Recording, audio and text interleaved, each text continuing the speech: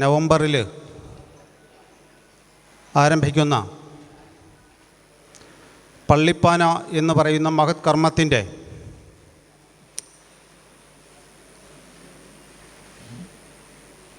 ധനസമാഹരണവുമായി ബന്ധപ്പെട്ടുള്ള യോഗമാണ് ഇപ്പോൾ നടക്കുന്നത്. ഈ യോഗത്തിൽ ക്ഷണിക്കപ്പെട്ട അതിഥികളെല്ലാവരും തന്നെ ഈ വേദിയിലേക്ക് കയറിയിരിക്കണമെന്ന് അഭ്യർത്ഥിക്കുകയാണ്. ഈ യോഗത്തിൻ്റെ അധ്യക്ഷനായിട്ട് തൈക്കാട്ടുമന തന്ത്രിയും മേൽശാന്തിയുമൊക്കെ ആയിട്ടുള്ള ശ്രീ ടി കെ ശ്രീധരൻ നമ്പൂതിരി അവർകളെ ആദരപൂർവ്വം ക്ഷണിച്ചുകൊള്ളുന്നു.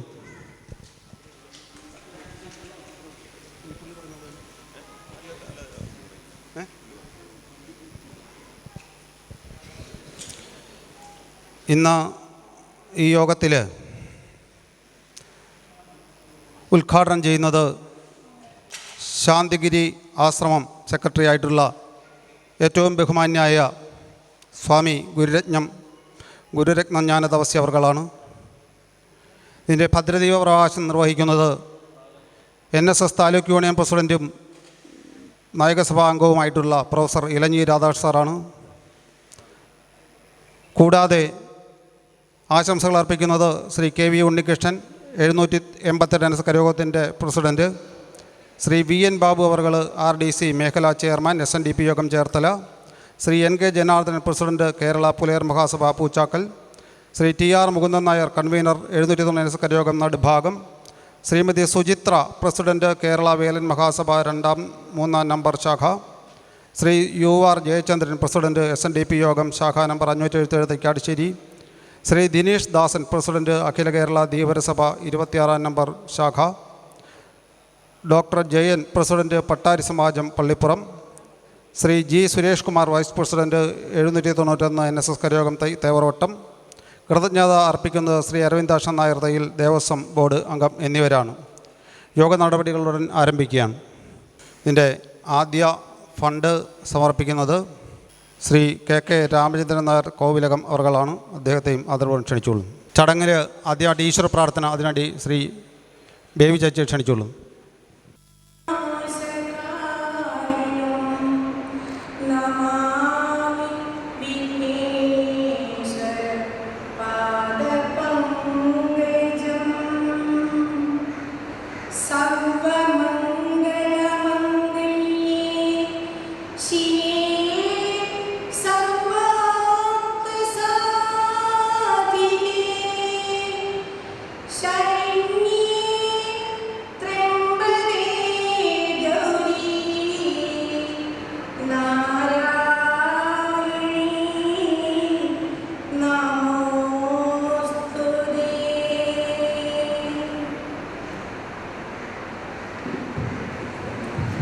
ഈ യോഗത്തിന് സ്വാഗതം ആശംസിക്കാൻ വേണ്ടി ദേവസ്വം മാനേജർ ശ്രീ കെ സുകുമാർ അവർ ക്ഷണിച്ചുകൊള്ളുന്നു.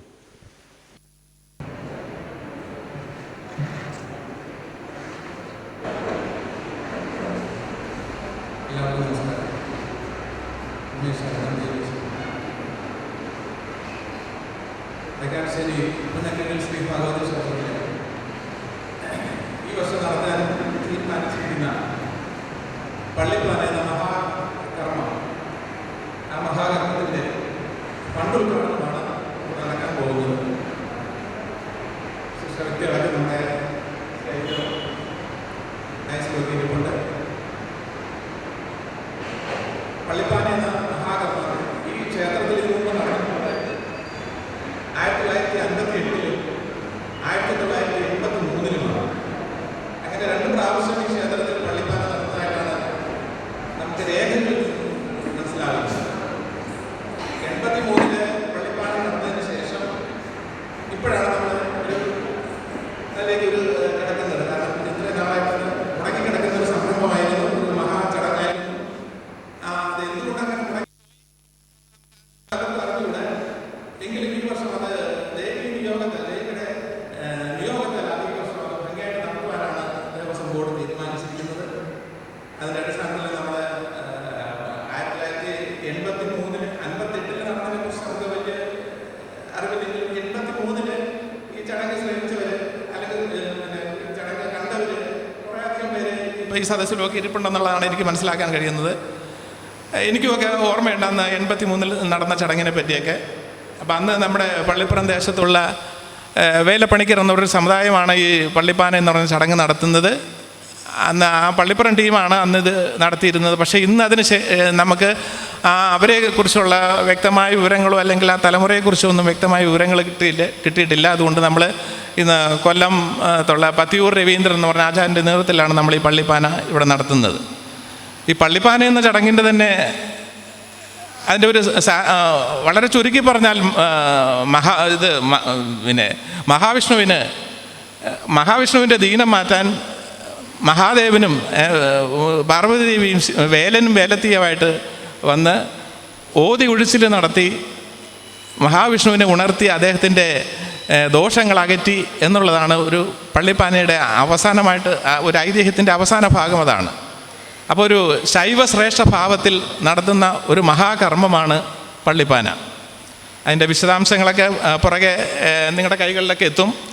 ഞങ്ങളതിനുള്ള അതിൻ്റെ തയ്യാറെടുപ്പുകളൊക്കെ നടത്തിയിട്ടുണ്ട്. അപ്പോൾ പുതിയൊരു തലമുറയ്ക്കും അതൊരു വലിയൊരു അനുഭവമാകും പള്ളിപ്പാന എന്ന മഹാചടങ്ങ്. ഇത് നവംബർ മാസം 3-ാം തീയതി മുതൽ 9-ാം തീയതി വരെയുള്ള 7 ദിവസങ്ങളിലായിട്ട് ഈ ചടങ്ങ് നടക്കുന്നു. അതോടൊപ്പം തന്നെ ദശലക്ഷാർച്ചനയും ഈ കൂടെ നടത്തുന്നുണ്ട്. 9-ാം തീയതിക്ക് ശേഷം 10-ാം തീയതി മുതൽ 5 ദിവസം അകത്ത് താന്ത്രിക ചടങ്ങുകളും ഉണ്ട്.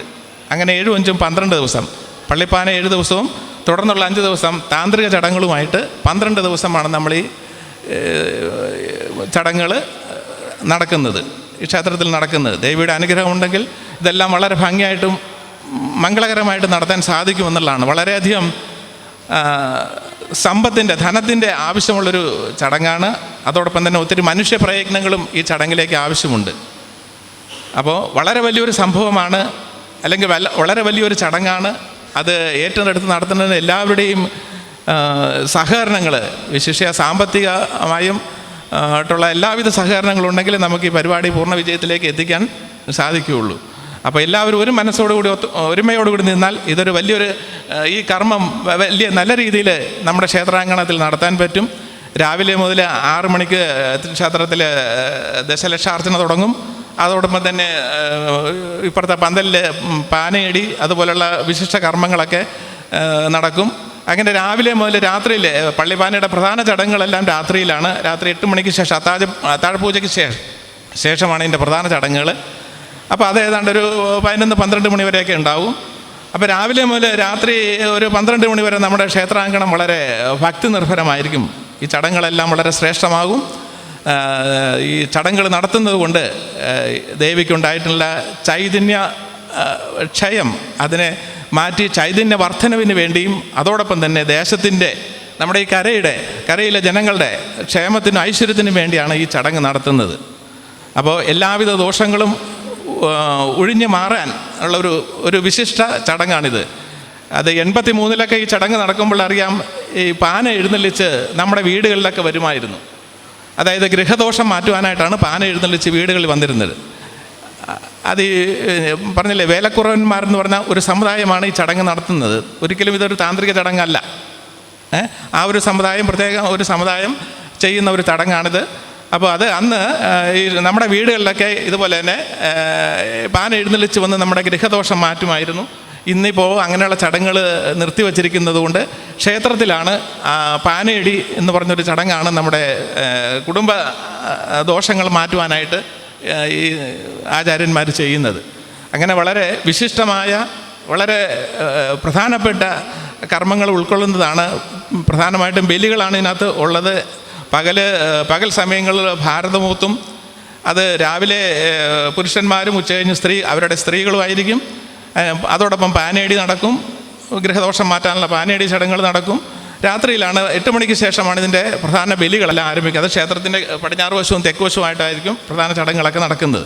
അപ്പോൾ ഇതെല്ലാം കാണുവാനും ഐശ്വര്യങ്ങൾ, സർവ്വ ഐശ്വര്യങ്ങളും ലഭിക്കുവാനും നിങ്ങൾക്ക് ഏവർക്കും ഒരു സമയമുണ്ടായിരിക്കുന്നു. ഈ 2025 നമുക്ക് പള്ളിപ്പാന വളരെ ഭംഗിയായിട്ട് നടത്തണം. ഈ പള്ളിപ്പാനയോടനുബന്ധിച്ച് നമ്മൾ ക്ഷേത്രത്തിൽ അന്നദാനം നൽകുന്നുണ്ട്. 3 നേരവും നമുക്ക് അന്നദാനം നൽകേണ്ടതുണ്ട്. അങ്ങനെ വലിയൊരു ഭാരിച്ച ഒരു ചെലവ് നമുക്കിതിനകത്ത് വരുന്നുണ്ട്. അതെല്ലാം ഭക്തമനസ്സുകൾ സഹായിച്ച് അതെല്ലാം നമുക്ക് നല്ല രീതിയിൽ കൊണ്ടുപോകാൻ സാധിക്കുമെന്നുള്ളതാണ് ദേവിയുടെ നാമത്തിൽ ഞാൻ നിങ്ങളോട് പറയുന്നത്. അതെല്ലാം നടക്കും, ഭംഗിയായിട്ട് നടക്കും. കൂടുതൽ ദീർഘിപ്പിക്കുന്നില്ല. ഞാൻ എൻ്റെ ചടങ്ങിൽ കർത്തവ്യത്തിലേക്ക് കടക്കട്ടെ. ഈ സമ്മേളനത്തിന് അധ്യക്ഷൻ വഹിക്കാമെന്ന് ഏറ്റിരുന്നത് നമ്മളുടെ ദേവസ്വം പ്രസിഡൻ്റാണ്, ബ്രഹ്മശ്രീ ശങ്കരമൂർത്തിയാണ്. പക്ഷെ അദ്ദേഹത്തിന് മറ്റു ചില അസൗകര്യങ്ങളുള്ളത് കൊണ്ട് എത്താൻ കഴിഞ്ഞിട്ടില്ല. അതുകൊണ്ട് അദ്ദേഹത്തിന് പകരം ഇതിൻ്റെ അധ്യക്ഷ സ്ഥാനം വഹിക്കുന്നത് നമ്മുടെ തക്കാട്ട് മനക്കിലെ മണിക്കോട്ടൻ തിരുമേനിയാണ്. അദ്ദേഹത്തെ ഞാൻ ആദരപൂർവ്വം ഈ ചടങ്ങിലേക്ക് സ്വാഗതം ചെയ്യുന്നു. ഈ ചടങ്ങ് ഉദ്ഘാടനം ചെയ്യാൻ ഇവിടെ എത്തിച്ചേർന്നിട്ടുള്ളത്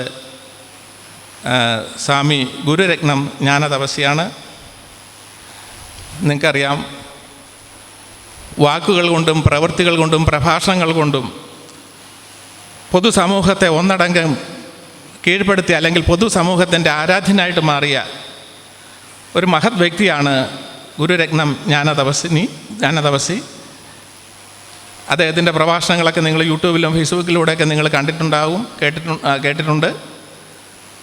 അത്ര വിശേഷ ഹൈന്ദവ സമൂഹത്തെ തന്നെ ഉദ്ബോധിപ്പിക്കാൻ അദ്ദേഹത്തിൻ്റെ വാക്കുകൾ കൊണ്ട് കഴിഞ്ഞിട്ടുണ്ട്. അങ്ങനെയുള്ളൊരു മഹത് വ്യക്തിയാണ് നമ്മുടെ ഈ ചടങ്ങ് ഉദ്ഘാടനം ചെയ്യാനായിട്ട് ഇവിടെ എത്തിയിട്ടുള്ളത്. അദ്ദേഹത്തെ പള്ളിപ്പാന നിർവഹണ കമ്മിറ്റിക്ക് വേണ്ടിയിട്ട് ആദരപൂർവ്വം ഞാൻ സ്വാഗതം ചെയ്യുന്നു. ഈ ചടങ്ങിന് ഭദ്രദീപ പ്രകാശനം നടത്തുന്നത് NSSൻ്റെ ചേർത്തല താലൂക്ക് യൂണിയൻ പ്രസിഡൻറ്റ്, NSSൻ്റെ ചേർത്തല താലൂക്ക് അമരക്കാരനായ പ്രൊഫസർ ഇലഞ്ഞിൽ രാധാകൃഷ്ണൻ അവർകളാണ്. അദ്ദേഹത്തെ ഈ ചടങ്ങിലേക്ക് ഞാൻ സ്വാഗതം ചെയ്യുന്നു.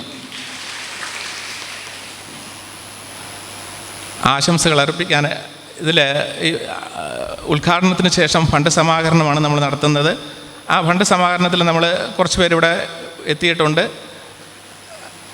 അതിൽ ആദ്യ ഫണ്ട് സമർപ്പിക്കുന്നത് നമ്മുടെ കോവിലത്തെ രാമേന്ദ്രൻ സാറാണ്. അദ്ദേഹത്തെ ഞാൻ ആദരപൂർവ്വം ക്ഷണിക്കുന്നു, സ്വാഗതം ചെയ്യുന്നു. ആശംസാ പ്രസംഗങ്ങളായിട്ട് ഇവിടെ എത്തിയിട്ടുള്ളത് Shri KV Unnikrishnan, president NSS 752 NS കരയം തൈക്കാട്ടുശ്ശേരി. അദ്ദേഹത്തെ ആദരപൂർവ്വം സ്വാഗതം ചെയ്യുന്നു. Shri VN Babu sir, RDC മേഖലാ ചെയർമാനാണ്. SNDP യോഗത്തിൻ്റെ ചേർത്തല റീജിയണൽ ഡെവലപ്മെൻറ്റ് കൗൺസിൽ ചെയർമാനാണ് അദ്ദേഹം. അദ്ദേഹം ഒരു ചാരിറ്റബിൾ സംഘടനയുടെ ചെയർമാനും കൂടിയാണ്. അദ്ദേഹത്തെ ഞാൻ ഈ മീറ്റിങ്ങിലേക്ക് സഹർഷം സ്വാഗതം ചെയ്യുന്നു. അടുത്തതായിട്ട് ആശംസ അർപ്പിക്കാൻ ഇവിടെ എത്തിയിട്ടുള്ളത് കേരള പുലയർ മഹാസഭ പൂച്ചാക്കൽ ശാഖയുടെ പ്രസിഡൻറ്റ്, നമുക്കെല്ലാവർക്കും സുപരിചിതനായ ശ്രീ NK ജനാർദ്ദനാണ്. അദ്ദേഹത്തെ ഞാൻ ആദരപൂർവ്വം ചടങ്ങിലേക്ക് സ്വാഗതം ചെയ്യുന്നു. അടുത്തതായിട്ട് 790 NSS കരയോഗ നടുഭാഗത്തിൻ്റെ കൺവീനർ, നമുക്കെല്ലാവർക്കും സുപരിചിതനും അധ്യാപകനുമൊക്കെ ആയിരുന്ന 326 ബാങ്കിൻ്റെ പ്രസിഡൻറ്റുമൊക്കെ ആയിട്ടുള്ള ശ്രീ TR മുകുന്ദൻ നായർ സാറാണ്. അദ്ദേഹത്തെ ആദരപൂർവ്വം ഈ ചടങ്ങിലേക്ക് ഞാൻ സ്വാഗതം ചെയ്യുന്നു. അടുത്തത് കേരള വേലൻ മഹാസഭ 3-ാം നമ്പർ ശാഖയുടെ പ്രസിഡൻറ്റ് ശ്രീമതി സുചിത്രയാണ്. അദ്ദേഹം എത്തിയിട്ടില്ലേ, അവരെയും ഞാൻ ഈ ചടങ്ങിലേക്ക് സ്വാഗതം ചെയ്യുന്നു. അടുത്തത് SNDP യോഗം ശാഖാ നമ്പർ 570 തൈക്കാട്ടുശ്ശേരിയുടെ പ്രസിഡന്റ് നമ്മുടെ പ്രിയങ്കരനുമായ ശ്രീ UR ജയചന്ദ്രൻ അവർകളാണ്. അദ്ദേഹത്തെ ആദരപൂർവ്വം ഈ ചടങ്ങിലേക്ക് സ്വാഗതം ചെയ്യുന്നു. അടുത്തത് അഖില കേരള ധീവരസഭ 36-ാം നമ്പർ ശാഖ പ്രസിഡൻറ്റ് ശ്രീ ദിനീഷ് ദാസനാണ്. അദ്ദേഹത്തെ ആദരപൂർവ്വം ഈ ചടങ്ങിലേക്ക് സ്വാഗതം ചെയ്യുന്നു. അടുത്തത് പട്ടാരി സമാജം പള്ളിപ്പുറം, അതിൻ്റെ പ്രസിഡൻറ്റ് ഡോക്ടർ ജയൻ സാറാണ്. അദ്ദേഹത്തെ ആദരപൂർവ്വം ഈ ചടങ്ങിലേക്ക് സ്വാഗതം ചെയ്യുന്നു. അടുത്ത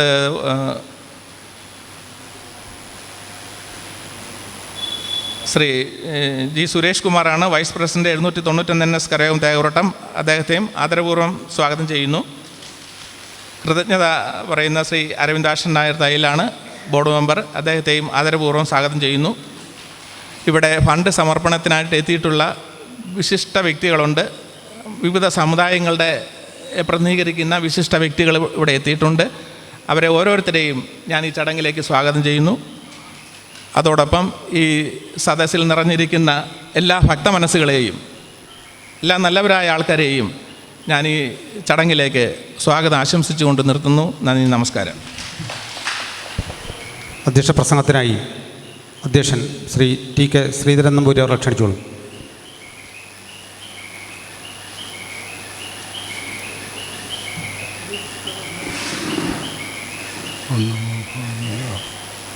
നാരായണ ദേവി നാരായണ ലക്ഷ്മി നാരായണ.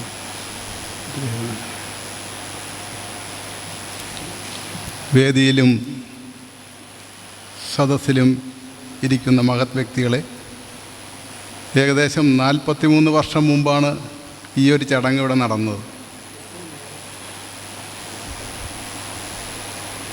അത് കഴിഞ്ഞ് ഇതിവിടെ നടത്താൻ സാധിച്ചിട്ടില്ല ഇതുവരെ. ഈ പുണ്യഭൂമിയിൽ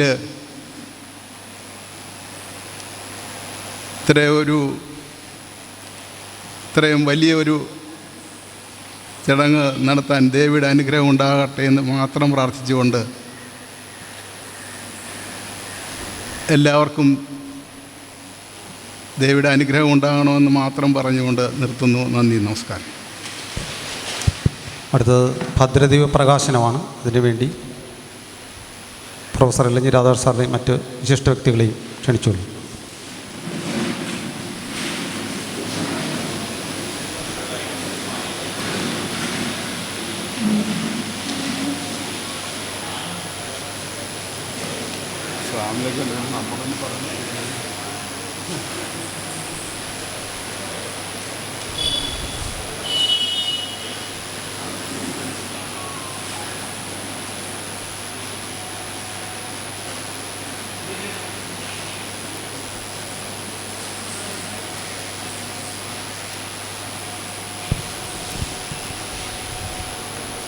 അമ്മേ നാരായണ, ദേവി നാരായണ, ലക്ഷ്മി നാരായണ, ഭദ്രേ നാരായണ, അമ്മേ നാരായണ, ദേവി നാരായണ, ലക്ഷ്മി നാരായണ, ഭദ്രേ നാരായണ, അമ്മേ നാരായണ, ദേവി നാരായണ, ലക്ഷ്മി നാരായണ, ഭദ്രേ നാരായണ, അമ്മേ നാരായണ, ദേവി നാരായണ, ലക്ഷ്മി നാരായണ, ഭദ്രേ നാരായണ.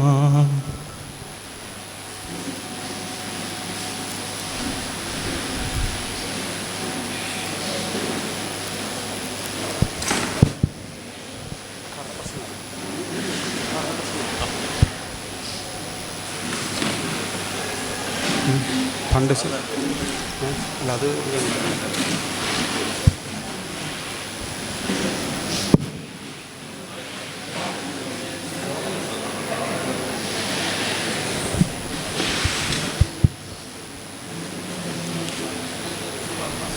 സംസാരിക്കുന്നതിനായി ബഹുമാന്യായ taluk union president Shri professor Elanji Radhakrishnan സാറിനെ ക്ഷണിച്ചോളൂ.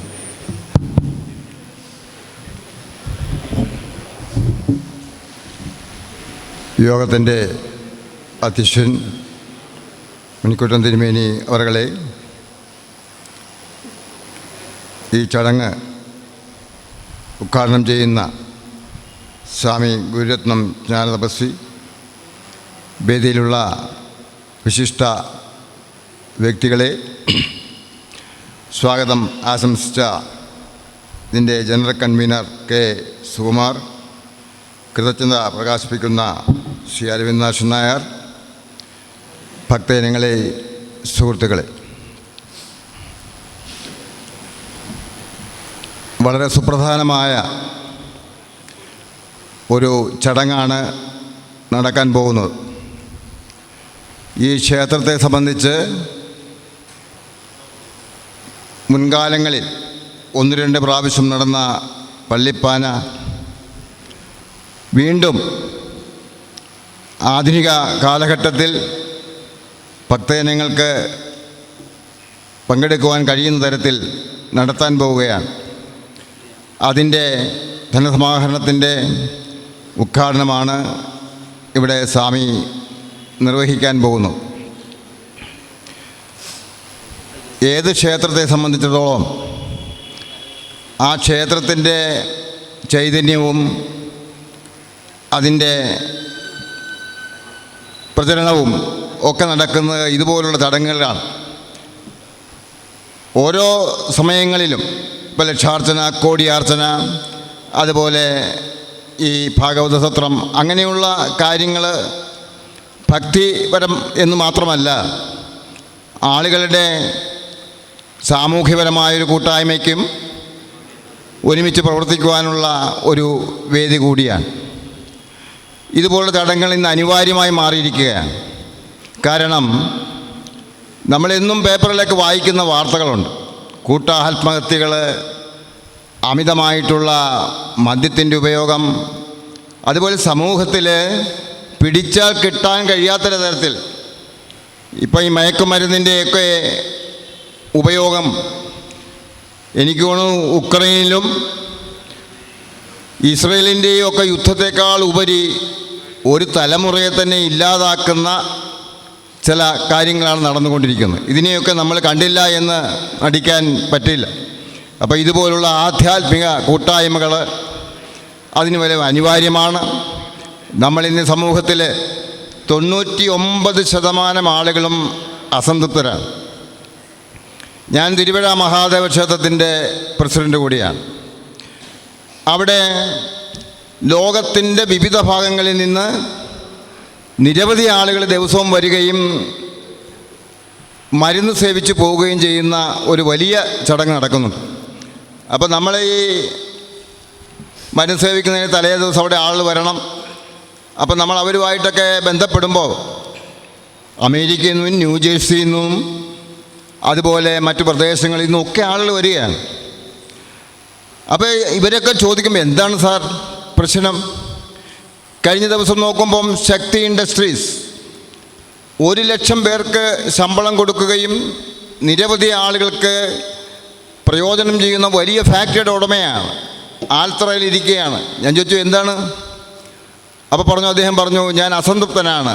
വ്യവസായമുണ്ട്, പൈസ വരുന്നുണ്ട്, ഒത്തിരി ആളുകൾ വരുന്നുണ്ട്, പക്ഷേ ഞാൻ അസംതൃപ്തനാണ്, അതുകൊണ്ട് ഇവിടെ വന്ന് മരുന്ന് കഴിച്ച് പോകാം എന്നാണ് അദ്ദേഹം പറഞ്ഞത്. വേറൊരു വ്യക്തി വരുന്നു.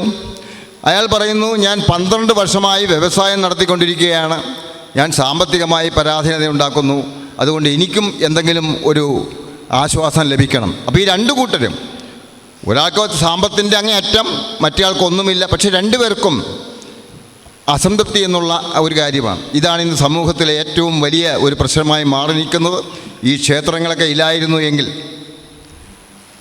കേരളത്തിൻ്റെ സ്ഥിതി എന്താകുമായിരുന്നു? മെൻ്റൽ ഹോസ്പിറ്റലുകളുടെയൊക്കെ നിരകൾ വളരെ കൂടിപ്പോയാൻ. ഇപ്പോൾ തന്നെ ആശുപത്രികൾ ഒത്തിരിയായി, എങ്കിൽ തന്നെയും ഇതുപോലുള്ള കേന്ദ്രങ്ങളാണ് നമ്മളെ ജീവിതത്തിൽ പിടിച്ചു നിർത്തുന്ന കേന്ദ്രങ്ങൾ. അപ്പോൾ അതിനെ ഉതകുന്ന തരത്തിൽ ഭക്തിസാന്ദ്രമായി ഇവിടുത്തെ കമ്മിറ്റി ഏതായാലും ഇങ്ങനെയൊരു വളരെ വർഷങ്ങൾക്ക് മുമ്പ് നടന്ന ഒരു ചടങ്ങ് വീണ്ടും വളരെ സജീവമായി നടത്തുവാനുള്ള ഒരുക്കങ്ങളാണ്. ഇത് നവംബർ 3-ാം തീയതിയാണ് ഇത് ആരംഭിക്കുന്നത്. ലക്ഷാർച്ചനയുണ്ട്, നിരവധി ചടങ്ങുകൾ ഇതിനോടനുബന്ധിച്ചുണ്ട്. അതിലൊക്കെ പങ്കെടുക്കുക എന്നുള്ളത് തന്നെ നമ്മുടെ പുരുഷായുസ്സിലെ ഏറ്റവും വലിയ ഒരു പുണ്യവും ഭാഗ്യവും കൂടിയാണ്. അതിലൊക്കെ നിങ്ങളുടെ എല്ലാവരുടെയും സഹായ സഹകരണങ്ങൾ ഉണ്ടാകണം. നേരത്തെ ഇന്നിപ്പോൾ സാമ്പത്തികമായ സമാഹരണമാണ്, അതാണ് ഏറ്റവും അടിസ്ഥാനപരമായി അത് തന്നെ ഉണ്ടാകണം. എല്ലാ ആളുകളും, എല്ലാ ജനവിഭാഗങ്ങളും സഹകരിക്കും എന്ന കാര്യത്തിൽ യാതൊരു സംശയവുമില്ല. ഈ ചടങ്ങിന് എല്ലാ ആശംസകളും നേരുന്നു. അതോടൊപ്പം ഈ ചടങ്ങുകളൊക്കെ ഭംഗിയായി നടക്കാൻ ഭഗവതി അനുഗ്രഹിക്കട്ടെ എന്ന് പറഞ്ഞുകൊണ്ട് ഞാൻ എൻ്റെ വാക്കുകൾ ഉപസംഹരിക്കുന്നു. നമസ്കാരം. ഈ യോഗം ഉദ്ഘാടനം ചെയ്യുന്നതിനായി ഏറ്റവും ബഹുമാനപ്പെട്ട ശാന്തിഗിരി ആശ്രമം സെക്രട്ടറി ശ്രീ ഗുരുരത്നം ജ്ഞാനദാസി അവർകളെ ഏറ്റവും ആദരപൂർവ്വം ക്ഷണിച്ചോളൂ.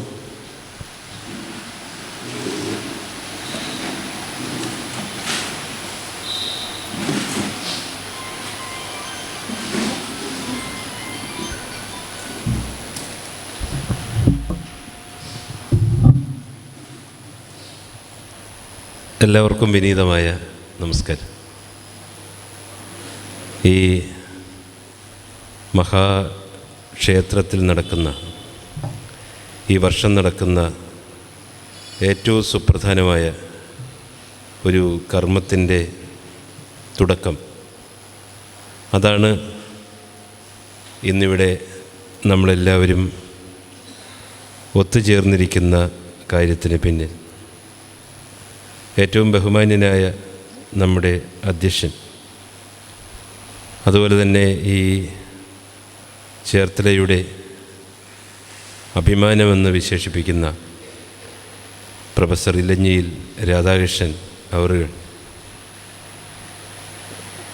ഇവിടെ സ്വാഗതം ആശംസിച്ച ശ്രീ കെ സുകുമാരൻ അവറുകൾ, കെ വി ഉണ്ണികൃഷ്ണൻ അവറുകൾ, വി എൻ ബാബു അവറുകൾ, എൻ കെ ജനാർദ്ദൻ അവറുകൾ, ടി ആർ മുകുന്ദൻ നായർ അവറുകൾ, സുചിത്ര അവറുകൾ, യു ആർ ജയചന്ദ്രൻ അവറുകൾ, ദിനേശ് ദാസൻ അവറുകൾ, ഡോക്ടർ ജയൻ അവറുകൾ, ജെ സുരേഷ് കുമാർ അവറുകൾ, ശ്രീ അരവിന്ദാക്ഷൻ നായർ തയ്യൽ അവറുകൾ, ഇവിടെ എത്തിയിരിക്കുന്ന എല്ലാ ഭക്തജനങ്ങൾക്കും എൻ്റെ വിനീതമായ സ്നേഹാദരങ്ങൾ അറിയിക്കുന്നു. വളരെ സന്തോഷത്തോടു കൂടിയാണ് ഞാൻ ഈ ചടങ്ങിൽ പങ്കെടുക്കുന്നത്. രാവിലെ തിരുവനന്തപുരത്തു നിന്ന്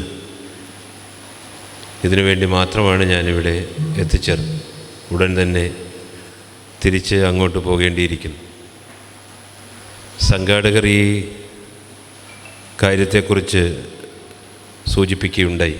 ഇവിടെ സ്വാഗത പ്രസംഗികനും അധ്യക്ഷനുമൊക്കെ ഇതിനെക്കുറിച്ച് സൂചിപ്പിക്കുകയുണ്ടായി. നമ്മുടെ പ്രിയങ്കരനായ പ്രൊഫസർ ഇലഞ്ഞിയിൽ രാധാകൃഷ്ണൻ പറഞ്ഞ ഒരു കാര്യം പെട്ടെന്നെൻ്റെ ശ്രദ്ധയിലേക്ക് വരികയുണ്ടായി. നമുക്ക് എത്ര വലിയ സമ്പത്ത് ഉണ്ടെങ്കിൽ തന്നെയും, നമുക്ക് എത്ര വലിയ ആഡംബരങ്ങളുടെ മുകളിലാണ് നമ്മൾ ജീവിക്കുന്നുണ്ടെങ്കിൽ തന്നെയും, മനുഷ്യന് ആത്യന്തികമായി വേണ്ടത് സമാധാനമാണ്. ആ സമാധാനത്തിനായിട്ടാണ് എല്ലാവരും ആരാധനാലയങ്ങൾ പോകുന്നു. 1,00,000 ആളുകളുടെ ശമ്പളം കൊടുക്കുവാൻ കഴിയുന്ന ലക്ഷക്കണക്കിന് ആളുകൾക്ക് പരോക്ഷമായി അവരുടെ കാര്യങ്ങളെല്ലാം ചെയ്യുന്ന ഒരു വ്യക്തി തിരുവഴിയിലെ അമ്പലത്തിൽ വന്നതിന് ശേഷം അവിടെ ആൽത്തറയിലിരുന്നു കൊണ്ട് എനിക്ക് സമാധാനമില്ല എന്ന് പറയുമ്പോൾ, പണമല്ല സമാധാനത്തിൻ്റെ അടിസ്ഥാനമെന്ന് നമുക്കെല്ലാവർക്കും മനസ്സിലാക്കുവാൻ സാധിക്കും. ഒരു ക്ഷേത്രത്തെ സംബന്ധിച്ചിടത്തോളം ചിരപുരാതനമായ ഒരു ക്ഷേത്ര സങ്കല്പമാണ് ഇവിടെ ഉള്ളത്. ഞാനിവിടെ വന്ന് നിന്ന സമയത്താണ് എനിക്കത് മനസ്സിലാക്കുവാൻ സാധിച്ചത്. കൂടുതൽ എത്ര വിസ്തൃതമായ, പ്രകൃതി രമണീയമായ, മനസ്സിന് ശാന്തി പകരുന്ന ഒരു ഉദ്യാനം പോലെയുള്ള ഒരിടം. ഇവിടെ എല്ലാം ദൈവം അടുക്കുകളായി വച്ചിരിക്കുകയാണ്. നമ്മുടെ പൂർവികരായ ആത്മസൂരികളായ ആളുകൾ അടുത്ത തലമുറയ്ക്കായി തന്ന ഏറ്റവും വലിയ സംഭാവന എന്താണ് എന്ന് ചോദിച്ചാൽ അത് പ്രധാനമായും ക്ഷേത്രമാണ് എന്ന് നമുക്ക് പറയുവാൻ സാധിക്കും. നമ്മുടെ മുൻ തലമുറയിലുള്ള ആളുകൾ നമുക്ക് പകർന്നു തന്ന ഏറ്റവും വിശിഷ്ടമായ കർമ്മമാണ് യഥാർത്ഥത്തിൽ ഈ ക്ഷേത്രം. ഈ ക്ഷേത്രം സ്ഥിതി ചെയ്യുന്നത് നമ്മുടെയൊക്കെ ഹൃദയങ്ങളിലാണ്. ദൈവമിരിക്കുന്നത് നമ്മുടെ ഹൃദയത്തിലാണ് എന്ന് പറയുമ്പോൾ ഹൃദയത്തിൽ നിന്നും ദൈവ ചൈതന്യം പ്രകാശിക്കുന്നു. എത്രയോ കാലങ്ങളായി ഇവിടെ ജീവിച്ച് ഈ പ്രദേശത്ത് കടന്നുപോയ ആളുകൾ, ജീവിച്ചിരിക്കുന്ന ആളുകൾ, ഇവർക്കെല്ലാവർക്കും ആന്തരിക ചൈതന്യമായി നമ്മുടെയൊക്കെ നിലനിൽപ്പിന് ആധാരമായി ഈ ക്ഷേത്രം സകലതും നിർവഹിച്ചു കൊണ്ടിരിക്കുകയാണ്. ഇന്നത്തെ ഈ ജീവിതത്തിൻ്റെ വലിയ തിരക്കുകൾക്കിടയിൽ മനുഷ്യൻ അത്താണിയായി മാറാൻ, ഇപ്പോൾ ഇവിടെ ഈ ക്ഷേത്രത്തിലെ വിശ്വാസികളുടെ ഒരു ചെറിയ ഭാഗം മാത്രമാണ് എൻ്റെ മുമ്പിൽ ഇരിക്കുന്നത്. ഇന്ന് വർക്കിംഗ് ഡേ ആണ്. അപ്പോൾ എല്ലാവർക്കും പലതരത്തിലുള്ള ജോലികളുണ്ട്. എന്നാൽ തന്നെ ഈ സമയത്ത് ഇത്രയും ആളുകൾ ഇവിടെ എത്തിച്ചേരുന്നുവെന്ന് പറയുമ്പോൾ ഈ വിശിഷ്ടമായ കർമ്മത്തിൻ്റെ ഏറ്റവും വലിയ അതീവമായ പ്രാധാന്യത്തെക്കുറിച്ച് നമുക്കെല്ലാവർക്കും മനസ്സിലാക്കുവാൻ സാധിക്കും. ഒരുപാട് ആളുകൾ നേരത്തെ സമാധാനമെന്ന് പറഞ്ഞതുപോലെ തന്നെ എൻ്റെ മുമ്പിലിരിക്കുന്ന ഈ അമ്മമാരും സഹോദരിമാരും, അതുപോലെ ഇവിടുത്തെ ഈ ആളുകളും എല്ലാവരും തന്നെ നമ്മളിവിടെ ഇരിക്കുമ്പോൾ തന്നെ നമ്മുടെ മനസ്സ് നമ്മുടെ വീടുകളിലാണ്. ഒരുപാട് ദുഃഖങ്ങൾ നമ്മുടെ വീടുകളിൽ നിഴലിക്കുന്നു. പണം മാത്രമല്ല യഥാർത്ഥത്തിൽ വലിയ പോരായ്മ. എനിക്കറിയാം, ഈ പ്രദേശമെന്ന് പറയുന്നത് അതിസമ്പന്നന്മാരായിട്ടുള്ള ആളുകൾ തിങ്ങി നിറഞ്ഞ് ജീവിക്കുന്ന പ്രദേശമല്ല. ഇടത്തരക്കാരായിട്ടുള്ള ആളുകൾ ജീവിതത്തിൻ്റെ 2 അറ്റങ്ങൾ കൂട്ടിമുട്ടിക്കുവാൻ ശ്രമിക്കുന്ന ആളുകൾ, പാവപ്പെട്ടവരായിട്ടുള്ള ആളുകൾ, ഒരു നേരത്തെ ആഹാരത്തിന് വേണ്ടി ബുദ്ധിമുട്ടുന്ന ആളുകൾ, ഇവരെയൊക്കെ കാണുവാൻ കഴിയുന്ന ഇടമാണ് യഥാർത്ഥത്തിൽ ഈ പ്രദേശം. ഇതിൻ്റെ അപ്പുറത്താണ് ഞാൻ ജനിച്ചത്, കടക്കരപ്പള്ളി എന്ന് പറയുന്ന സ്ഥലത്ത്. അവിടെയാണ് ഞാൻ വളർന്നത്. അവിടെ കൊട്ടാരം എന്ന് പറയുന്നൊരു ക്ഷേത്രമുണ്ട്, ധർമ്മശാസ്ത്ര ക്ഷേത്രം.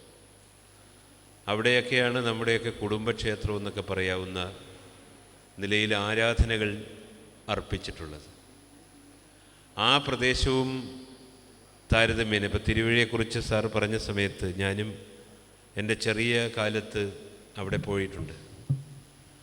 അവിടെയൊക്കെ കിട്ടിയ അനുഗ്രഹങ്ങൾ പിന്നീട് ജീവിതത്തിൽ ഒരുപാട് വലിയ ഉന്നതമായ ഒരു സ്ഥലത്തൊന്നും എത്തിയെന്ന് എനിക്ക് അത്രത്തോളം വ്യക്തിപരമായി ഞാൻ അത്ര വലുതായെന്നൊന്നും എനിക്ക് പറയാൻ സാധിക്കുകയില്ല. ഞാനും ഒരു സാധാരണക്കാരനായി ജീവിക്കുന്ന ഒരാളാണ്. ദൈവത്തിൻ്റെ കാരുണ്യത്താൽ എങ്ങനെയെങ്കിലുമൊക്കെ എത്തിച്ചേരുവാൻ സാധിച്ചത് എൻ്റെ പൂർവികരായ ആളുകളുടെ സുഹൃതമാണ്. അപ്പോൾ ഈ പ്രദേശങ്ങളെല്ലാം തന്നെ ഞാൻ നേരത്തെ സൂചിപ്പിച്ചതുപോലെ എല്ലാ തരത്തിലും ബുദ്ധിമുട്ടുകൾ അനുഭവിക്കുന്ന ഇടങ്ങളാണ്. അവിടെ നമ്മുടെ ജീവിതത്തിന് ഐശ്വര്യമായി അതത് സ്ഥലത്തെ ആരാധനാമൂർത്തികൾ നിലകൊള്ളും. എന്താണ് ഈ ക്ഷേത്രത്തിൽ നടക്കാൻ പോകുന്ന ഈ ചടങ്ങ്? ഞാൻ ബഹുമാന്യനായ ശ്രീ VN ബാബു അവറുകളുമായി സംസാരിച്ചുകൊണ്ടിരിക്കുകയായിരുന്നു. അദ്ദേഹത്തിൻ്റെ പ്രത്യേകതകളെക്കുറിച്ച് ഇങ്ങനെ പറഞ്ഞുകൊണ്ടിരിക്കുകയായിരുന്നു. പള്ളിപ്പാന എന്ന് പറയുന്ന മഹാകർമ്മം വർഷങ്ങളിലെ ഇടവേളകളിൽ മാത്രം നടക്കുന്ന കാര്യമാണ്.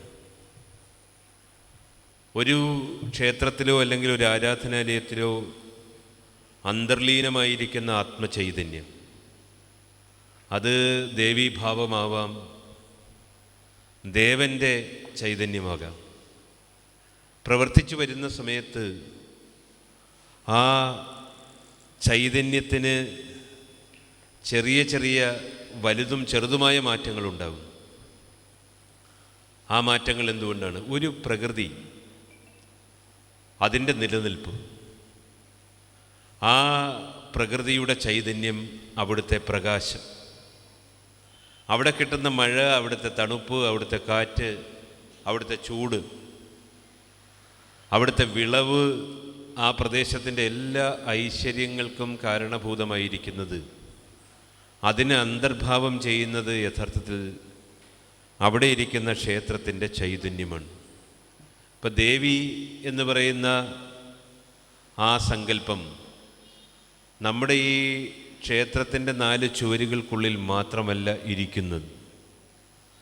പ്രപഞ്ചം മൊത്തം വിളങ്ങി ആ വിഹായസിൽ വിഹരിക്കുന്ന ആത്മനിർവൃതിയുടെ ഉദാത്തമായ ഭാവമാണ് യഥാർത്ഥത്തിൽ ദേവി. ആ ദേവിയുടെ പ്രകാശം ഇവിടെ ആവാഹിക്കപ്പെടുന്നു എന്നുള്ളതാണ് സത്യം. ആത്മസൂരികളായ പൂർവികന്മാരായ ആളുകൾ അവരുടെ ധ്യാന തപോ നിമഗ്നമായ സങ്കല്പ ചിന്തകളിൽ, ധ്യാന മൗനങ്ങളിൽ ഈ പ്രദേശത്തിന്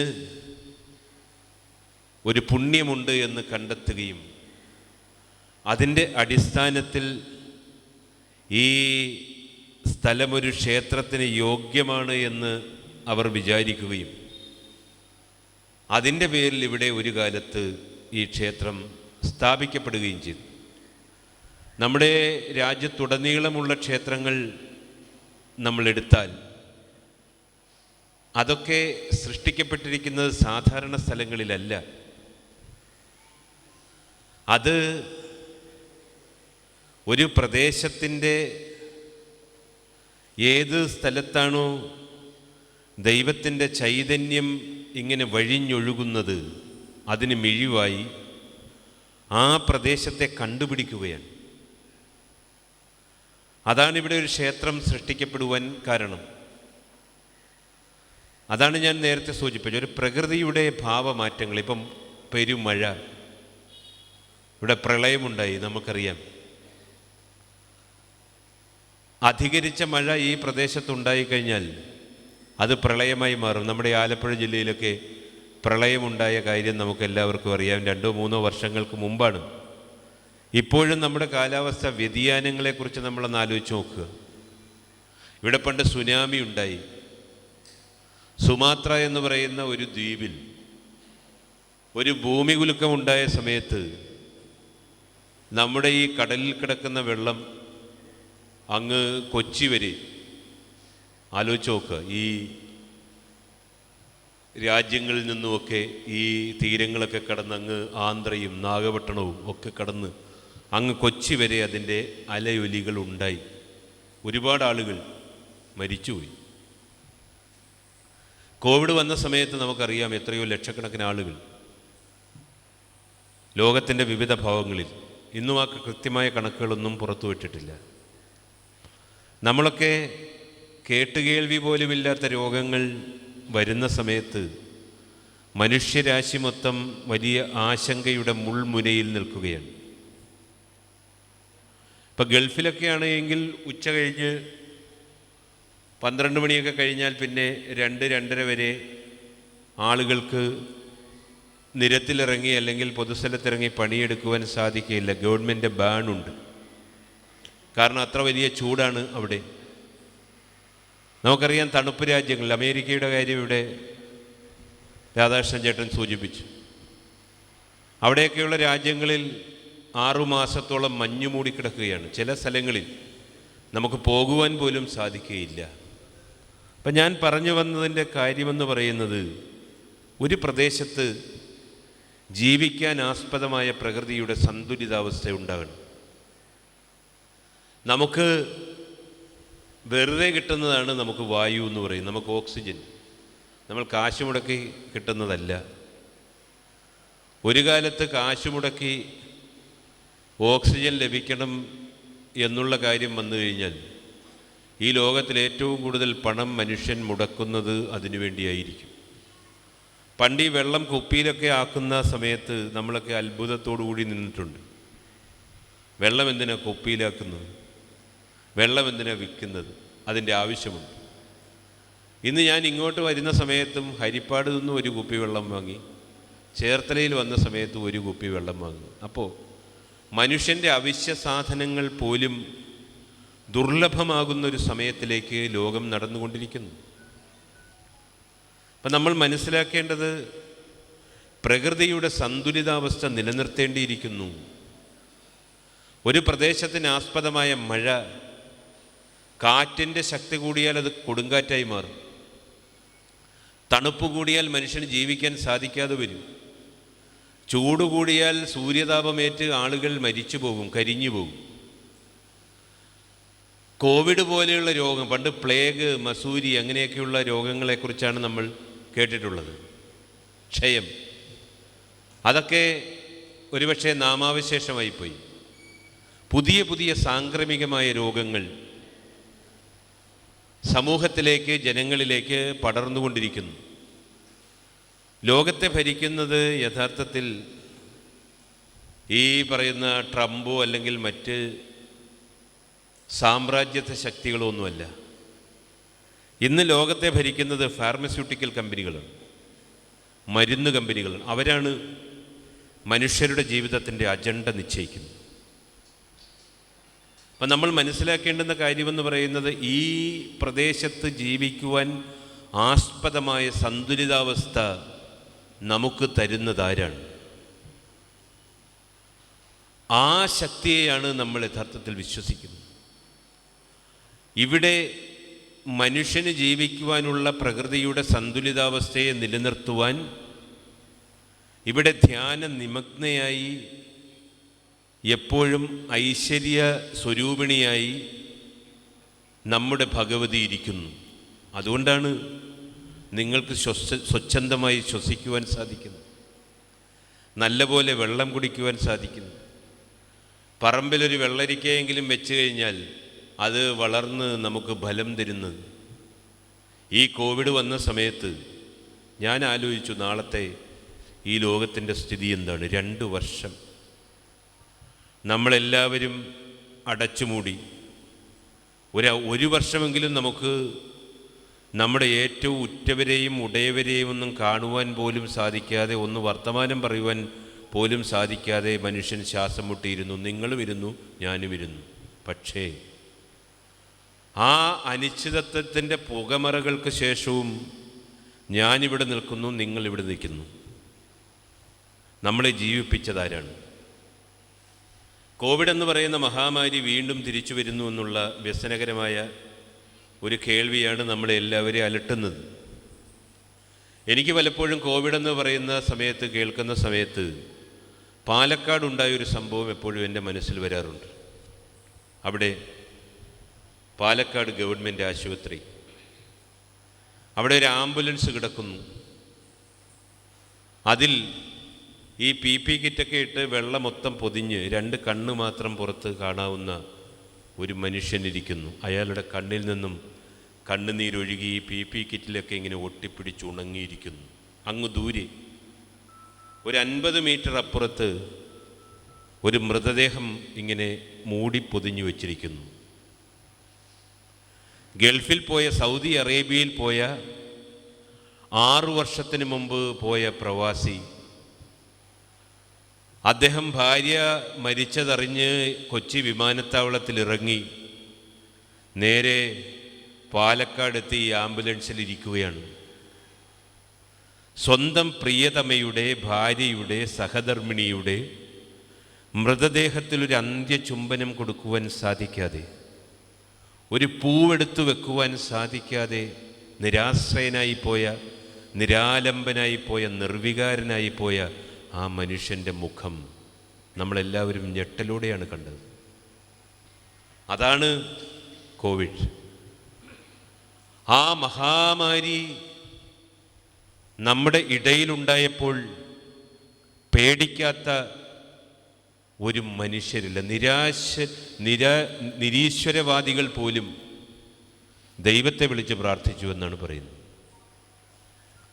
ആ മഹാമാരിയെ അതിജീവിച്ചുകൊണ്ട് എന്നെയും നിങ്ങളെയും ഇങ്ങനെ ഈ പരിപാടിയിൽ കൊണ്ടുവന്നിട്ടുണ്ട് എങ്കിൽ അതിന് പിന്നിൽ പ്രവർത്തിക്കുന്നത് നമ്മളെല്ലാവരും പ്രാർത്ഥിക്കുന്ന ദൈവമാണ്. നമ്മുടെയൊക്കെ ജീവിതമെന്ന് പറയുന്നത് ദൈവത്തിന് തിരിച്ചു കൊടുക്കുവാനുള്ള നന്ദി പറയലാണ് എന്ന് പറയും. ഒരിടത്തൊരു രാജാവ് ഉണ്ടായിരുന്നു. അദ്ദേഹം തൻ്റെ മട്ടുപ്പാവിൽ നിൽക്കുന്ന സമയത്ത് അങ്ങ് ദൂരെ ഒരു സ്ത്രീ പൊട്ടിക്കരയുന്നു. അവരാ സ്ത്രീയെ വിളിച്ചു, നീ എന്തിനാണ് കരയുന്നത്? അപ്പോൾ അവർ പറഞ്ഞു, ഇന്നലെ രാത്രി എൻ്റെ വീട്ടിലൊരു കള്ളൻ കയറി, അയാൾ എൻ്റെ വീട്ടു സാധനങ്ങളെല്ലാം മോഷ്ടിച്ചു കൊണ്ടുപോയി. രാജാവ് പറഞ്ഞു, ശേ, അങ്ങനെ ഒരു സംഭവമേ ഉണ്ടായിട്ടില്ല.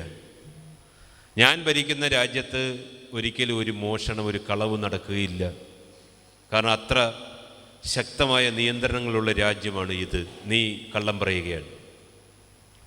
ആ സ്ത്രീ പറഞ്ഞ, അല്ല മഹാരാജാവേ, അങ്ങനെ സംഭവിച്ചു. തർക്കമായി. അവസാനം മനസ്സില്ലാ മനസ്സോടുകൂടി രാജാവ് സമ്മതിച്ചു, അവരുടെ വീട്ടിൽ കള്ളൻ കയറിയെന്ന്. രാജാവ് സമ്മതിച്ചു. ഈ സമയത്ത് പെട്ടെന്ന് ആ സ്ത്രീ പറഞ്ഞു, ഇന്നലെ രാത്രി എൻ്റെ വീട്ടിൽ കള്ളൻ കയറി, അയാൾ മോഷ്ടിച്ചു കൊണ്ടുപോയ സാധനങ്ങളെല്ലാം അങ്ങ് എനിക്ക് തിരിച്ചു തരണം. ഇന്നലെ രാത്രി കള്ളൻ കയറി എൻ്റെ വീട്ടിൽ നിന്നെടുത്തുകൊണ്ടുപോയ സാധനങ്ങളെല്ലാം അങ്ങ് എനിക്ക് തിരിച്ചു തരണം. ആ സമയത്ത് രാജാവ് പറഞ്ഞു, നീ എന്ത് അസംബന്ധമാണ് ഈ പറയുന്നത്? നീ എന്ത് മോശപ്പെട്ട കാര്യമാണ് ഈ പറയുന്നത്? നീ വാതിൽ കുറ്റിയിടാതെ, നീ ബോധം കെട്ട്, നീ കിടന്നുറങ്ങിയിട്ട് നിൻ്റെ വീട്ടിൽ കള്ളൻ കയറി അയാൾ എടുത്തുകൊണ്ടുപോയ സാധനങ്ങൾ ഞാൻ തിരിച്ചു തരണമെന്ന് ഒരിക്കലുമില്ല. ഒരിക്കലുമില്ല. ഒരിക്കലും ഞാൻ തരികയില്ല. ആ സമയത്ത് ആ സ്ത്രീ പറഞ്ഞ വാക്കുകളാണ് നമ്മുടെയൊക്കെ മനസ്സിലുണ്ടാകേണ്ടതെന്ന് എനിക്ക് തോന്നുന്നു. അവർ പറഞ്ഞു, ഞാൻ ബോധം കെട്ട് കിടന്നുറങ്ങിയ സമയത്ത് അങ്ങ് ഉണർന്നിരിക്കുമെന്ന് ഞാൻ വിചാരിച്ചു. ഞാൻ ബോധം കെട്ട് കിടന്നുറങ്ങിയ സമയത്ത് അങ്ങ് ഉണർന്നിരിക്കും എന്ന് ഞാൻ വിചാരിച്ചു. ശരിയല്ലേ? നമ്മളെല്ലാവരും ബോധം കെട്ട് ഉറങ്ങുന്നത് രാത്രി നമ്മളെ ഭരിക്കുന്ന ആളുകൾ, നമ്മളെ മുന്നോട്ട് നയിക്കുന്ന ആളുകൾ അവർ ഉറങ്ങാതെ ഇരിക്കുമെന്ന് വിചാരിച്ചിട്ടാണ്. അറിയാം, യുദ്ധം, ഓപ്പറേഷൻ സിന്ദൂർ, ഇതൊക്കെ നടത്തിയത് നമ്മുടെ രാജ്യത്തെ ഹിമാലയത്തിൻ്റെ അടിയിലും ഈ അതിർത്തിയിലുമൊക്കെ പോയി നിൽക്കുന്ന ഭടന്മാരായിട്ടുള്ള, പട്ടാളക്കാരായിട്ടുള്ള ആളുകളാണ്. അവർ ഉറങ്ങാതെ ഇരിക്കുന്നത് കൊണ്ടാണ് നമുക്ക് സ്വസ്ഥമായി ഇവിടെ കിടന്ന് ഉറങ്ങുവാൻ സാധിക്കുന്നത്. പക്ഷേ നമ്മളെ ഭരിക്കുന്ന ആളുകളും മറ്റുള്ളവരെ നമ്മൾ നോക്കിയാൽ നമ്മളെക്കാളും മുമ്പ് അവർ ഉറങ്ങിപ്പോകുന്നു എന്നതാണ് യഥാർത്ഥത്തിൽ സത്യം. പക്ഷേ ഈ പ്രകൃതി ഉറങ്ങുന്ന സമയത്ത്, ഈ തരുലതാദികൾ ഉറങ്ങുന്ന സമയത്ത്, ഇവിടുത്തെ മരങ്ങൾ ഉറങ്ങുന്ന സമയത്ത്, മണ്ണുറങ്ങുന്ന സമയത്ത്, ഇവിടുത്തെ കുയിലുറങ്ങുന്ന സമയത്ത്, കാക്ക ഉറങ്ങുന്ന സമയത്ത്, കുരങ്ങുറങ്ങുന്ന സമയത്ത്, ഇവിടുത്തെ ഉറുമ്പ് പോലും ഉറങ്ങുന്ന സമയത്ത്, ഈ വായുവും വെള്ളവുമെല്ലാം സകലതും ഉറങ്ങുന്ന സമയത്ത് ഉറങ്ങാതെ കണ്ണിൽ എണ്ണയൊഴിച്ച് ഒരാൾ നമുക്ക് വേണ്ടി ഉറങ്ങാതെ ഇരിക്കുന്നു. അത് ഭഗവതിയാണ്, ദേവിയാണ്. ആ മഹാചൈതന്യം നിരന്തരമായി ഉറങ്ങാതെ ഇരിക്കുന്നത് കൊണ്ടാണ് നമ്മളെപ്പോലെയുള്ള ആളുകൾക്ക്, ഈ തൈക്കാട്ടുശ്ശേരിയിലുള്ള ആളുകൾക്ക്, ഈ പ്രദേശത്തുള്ള ആളുകൾക്ക് സ്വസ്ഥമായി ഉറങ്ങുവാൻ സാധിക്കും. ഇത് നമ്മൾ മനസ്സിലാക്കിക്കൊള്ളണം. ഈ ക്ഷേത്രത്തിലേക്ക് വരുന്നത് ഭഗവതിക്ക് വേണ്ടിയാണ് എന്ന് നമ്മൾ ചിന്തിച്ചാൽ അവിടെ തെറ്റി. ഇവിടേക്ക് വരുന്നത് യഥാർത്ഥത്തിൽ നമുക്ക് വേണ്ടിയിട്ടാണ്. രാത്രി ഉറങ്ങാൻ കിടക്കുന്ന സമയത്ത് നമുക്കാർക്കും അറിയാൻ പാടില്ല നാളെ രാവിലത്തെ പ്രഭാതം കാണുവാൻ സാധിക്കും. ഇന്നലെ രാത്രി നമ്മുടെ ഇടയിൽ കിടന്നുറങ്ങിയ പലരും ഇന്ന് രാവിലത്തെ പ്രഭാതം കാണാതെ പോയവരാണ്. ഓരോ ദിവസവും നമ്മുടെ ഈ തൊണ്ടക്കുഴിയിൽ ഈ ശ്വാസം ഇങ്ങനെ കിടന്ന് കറങ്ങുന്നത് ഒരു മഹാചൈതന്യത്തിൻ്റെ അനുഗ്രഹം കൊണ്ടാണ്. നമ്മുടെ ജീവിതമെന്ന് പറയുന്നത്, നമ്മുടെ പുരുഷായുസ് എന്ന് പറയുന്നത്, നമ്മുടെ ആത്മാവെന്ന് പറയുന്നത്, നമ്മുടെ ജീവനെന്ന് പറയുന്നത്, നമ്മുടെ ശരീരമെന്ന് പറയുന്നത് എല്ലാം എപ്പോഴുമെന്ന് പറയുന്നത് മാറ്റത്തിന് വിധേയമായിക്കൊണ്ടിരിക്കുന്നു. ആത്മാവിന് മാറ്റം വരുന്ന സമയം, ജീവന് മാറ്റം വരുന്ന സമയം, നമ്മൾ ആശുപത്രിയിൽ പോകുന്നത് നമ്മുടെ ശരീരത്തിൽ അസുഖം ഉണ്ടാകുന്ന സമയത്താണ്. നമ്മൾ ക്ഷേത്രത്തിൽ പോകുന്നത് നമ്മുടെ ആത്മാവിലെ ക്ഷതങ്ങൾ മാറ്റുന്നതിന് വേണ്ടിയിട്ടാണ്. ശരീരത്തിലുണ്ടാകുന്ന ക്ഷതങ്ങളെ ചികിത്സിച്ച് മാറ്റുവാൻ ഡോക്ടർമാരാവശ്യമാണ്. ആത്മാവിലുണ്ടാകുന്ന ക്ഷതങ്ങളെ ചികിത്സിച്ചു മാറ്റുവാൻ ഈ പറയുന്ന ഒരു സയൻസിനും കഴിയുകയില്ല. അതിനു വേണ്ടത് ആത്മീയമായ കാര്യങ്ങളാണ്, ആത്മീയമായ സാധനകളാണ്. ഇവിടെ നടക്കുവാൻ പോകുന്ന, ഞാൻ സുദീർഘമായ ഒരു സംഭാഷണത്തിന് മുതിരുന്നില്ല, കാരണം എനിക്ക് തിരുവനന്തപുരത്ത് നേരത്തെ എത്തിച്ചേരേണ്ടതുണ്ട്. ഈ ക്ഷേത്രത്തെ സംബന്ധിച്ചിടത്തോളം നമുക്കറിയാം, ഈ വിളക്ക് എല്ലാ ദിവസവും എടുത്ത് തുടച്ചാണ് നമ്മൾ ഈ വിളക്ക് കത്തിക്കുന്നത്. അങ്ങനെയാണെങ്കിൽ മാത്രമേ ഈ വിളക്കിൻ്റെ ഭംഗി കൂടുകയുള്ളൂ, ഐശ്വര്യം കൂടുകയുള്ളൂ. എല്ലാ ദിവസവും നമ്മളെപ്പോലെയുള്ള ആളുകൾ ഇവിടെ വന്ന് സന്തോഷമൊന്നുമല്ലല്ലോ പറയുന്നു, നമ്മുടെ ദുഃഖങ്ങൾ, നമ്മുടെ ദുരിതങ്ങൾ, നമ്മുടെ വേദനകൾ, നമ്മുടെ കഷ്ടപ്പാടുകൾ, നമ്മുടെ നൊമ്പരങ്ങൾ, നമ്മുടെ കുരുതികൾ, നമ്മുടെ കുരുത്തക്കേടുകൾ, നമ്മുടെ ജീവിതത്തിലെ അപകടങ്ങൾ, നമ്മുടെ രോഗങ്ങൾ, ഇതെല്ലാം സമർപ്പിക്കുന്ന ഇടമാണ്. അപ്പോൾ ആ ചൈതന്യത്തിനകത്ത് പലതരത്തിലുള്ള ഭാവവ്യത്യാസങ്ങൾ ഉണ്ടാകുന്നു. ഈ പ്രദേശത്ത് ആന്തരികമായി സൂക്ഷ്മമായി ഉണ്ടാകുന്ന കാര്യങ്ങളെയും കാരണങ്ങളെയും തിരിച്ചറിയുവാൻ നമുക്കാവുകയില്ല. ഈ അന്തരീക്ഷത്തിൽ അല്ലെങ്കിൽ ഈ പ്രകൃതിയിൽ നടക്കുന്ന കാര്യങ്ങൾ, അതാണ് ഞാൻ നേരത്തെ സൂചിപ്പിച്ചത്. ഇതെല്ലാം ആദ്യം ബാധിക്കുന്നത് ഒരു ക്ഷേത്രത്തിൽ അന്തർലീനമായിരിക്കുന്ന ആ ആത്മശക്തിയെയാണ്. അതിനെ കാലങ്ങൾ കൊണ്ട് ഉണ്ടാകുന്ന പലതരത്തിലുള്ള ഭാവമാറ്റങ്ങളെ, ഇത് ഗ്ലാനി എന്നുള്ള വാക്കൊന്നും നമുക്ക് പറയുവാൻ സാധിക്കില്ല, അതിൻ്റെ ഭാവവ്യത്യാസങ്ങളെ തിരിച്ചറിഞ്ഞ് ഇവിടെയും ഈ പള്ളിപ്പാന എന്ന് പറയുന്ന ചടങ്ങ് നടത്തുവാൻ ഏതെങ്കിലും തരത്തിലുള്ള അറിവ്, ഒന്നുകിൽ ഏതെങ്കിലും ദൈവജ്ഞന്മാരായിട്ടുള്ള ആളുകൾ ഇവിടെ ആരൂഢിച്ച് പറഞ്ഞു തന്നതാണ് എന്ന് ഞാൻ വിചാരിക്കുന്നു. അങ്ങനെ മാത്രമേ അത് നടത്തുവാൻ സാധിക്കുകയുള്ളൂ. ആരാധനാമൂർത്തിക്കുണ്ടാകുന്ന ചൈതന്യത്തിൻ്റെ ആ ക്ഷയങ്ങളെ മാറ്റി ദേശത്തിനും ഭക്തർക്കും എല്ലാവർക്കും സർവ ഐശ്വര്യപ്രദായകമായ നിലയിൽ ചൈതന്യം സിദ്ധിക്കുന്ന മഹാകർമ്മമാണ് പള്ളിപ്പാന എന്ന് പറയുന്ന സർവ ഐശ്വര്യ പൂജ. ആ ചൈതന്യത്തിന് തികവ് ഉണ്ടാകുന്ന സമയത്ത് ആ ക്ഷേത്രത്തിൻ്റെ പ്രതിഷ്ഠയിലിരിക്കുന്ന ദേവീഭാവത്തിന് ഉണ്ടാകുന്ന ആത്യന്തികമായ മാറ്റം എന്നതിനേക്കാൾ ഉപരിയായി നമ്മുടെയൊക്കെ ജീവിതത്തിന് ആത്യന്തികമായ മാറ്റങ്ങൾ ഉണ്ടാക്കുന്നതിന് കൂടിയുള്ളതാണ് ഈ പറയുന്ന മഹാകർമ്മം. അത് ഇവിടെ നടക്കുമ്പോൾ യഥാർത്ഥത്തിൽ നമ്മൾ പറഞ്ഞാൽ ഇതിനു മുമ്പും ഇതിന് ശേഷവുമെന്ന് ഈ കാലഘട്ടത്തെ നമ്മൾ വിവക്ഷിക്കേണ്ടി വരും. ഈ പ്രദേശത്തിനുണ്ടാകുന്ന ചരിത്രപരമായ ഒരു സംഭവമാണ് ലക്ഷാർച്ചന എന്ന് നമുക്ക് പറയുന്ന സമയത്ത് ലളിത സഹസ്രനാമങ്ങൾ കൊണ്ട് ഋഗ്വേദ മന്ത്രങ്ങളും കൊണ്ട് ദേവീ ചൈതന്യത്തെ പ്രീതിപ്പെടുത്തി പാപങ്ങൾക്കും അപരാധങ്ങൾക്കുമൊക്കെയുള്ള പരിഹാരമായി ശാരീരികവും മാനസികവുമായി നമ്മൾ അനുഭവിക്കുന്ന ദുരിതങ്ങളെ, അസമാധാനങ്ങളെ നിവാരണം ചെയ്യുന്നതിന് വേണ്ടിയിട്ടാണ് ഒരു ക്ഷേത്രത്തിൽ ഈ ലക്ഷാർച്ചന എന്ന് പറയുന്ന മഹാകർമ്മം നടക്കുന്നത്. അത് എല്ലായിടത്തും എപ്പോഴും നടത്തുവാൻ കഴിയുന്ന ഒരു കാര്യമല്ല. നമുക്കറിയാം, ഈ ആദിരാത്രങ്ങൾ, യജ്ഞങ്ങൾ, വലിയ പൂജകൾ, ഈ പല തരത്തിലുള്ള ഹോമങ്ങൾ ഒക്കെ നടക്കുന്നത് ഓരോരോ വർഷങ്ങളുടെ ഇടവേളകളിലാണ്. അതും എല്ലാ സ്ഥലങ്ങളിലും അതുപോലെ നടത്തുവാൻ സാധിക്കുമെന്ന് നമുക്ക് പറയുവാൻ സാധിക്കുകയില്ല. ദുർവാസാവ് മഹർഷിയുടെ ശാപത്താൽ ജരാനര ബാധിച്ച ദേവന്മാർ ശാപമോക്ഷത്തിനായി പാലാഴി കടന്ന് അമൃത് കരസ്ഥമാക്കുവാൻ അസുരന്മാരുടെ സഹായത്തോടുകൂടി ശ്രമിച്ച പാലാഴി മഥനത്തിൻ്റെ ചരിത്രപരമായ കഥ നമുക്കെല്ലാവർക്കും അറിയാം. അസുരന്മാരത് തട്ടിക്കൊണ്ട് പോവുകയും പിന്നെ മഹാവിഷ്ണു മോഹിനിയായി അവതരിച്ച് അസുരന്മാരിൽ നിന്നും അമൃത് കണ്ടെത്തി ദേവന്മാർക്ക് നൽകുകയുണ്ടായി.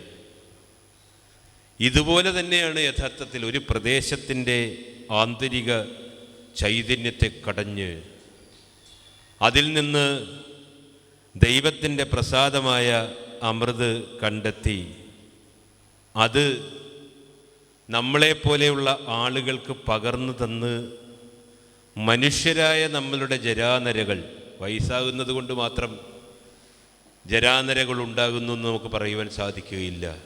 ജീവിച്ചിരിക്കുന്ന സമയത്ത് എപ്പോഴും നമ്മുടെ ഐശ്വര്യങ്ങൾക്ക്, നമ്മുടെ ജീവിതത്തിനെയൊക്കെ ജരാനരകൾ നിരന്തരമായി ബാധിച്ചുകൊണ്ടിരിക്കുന്നു.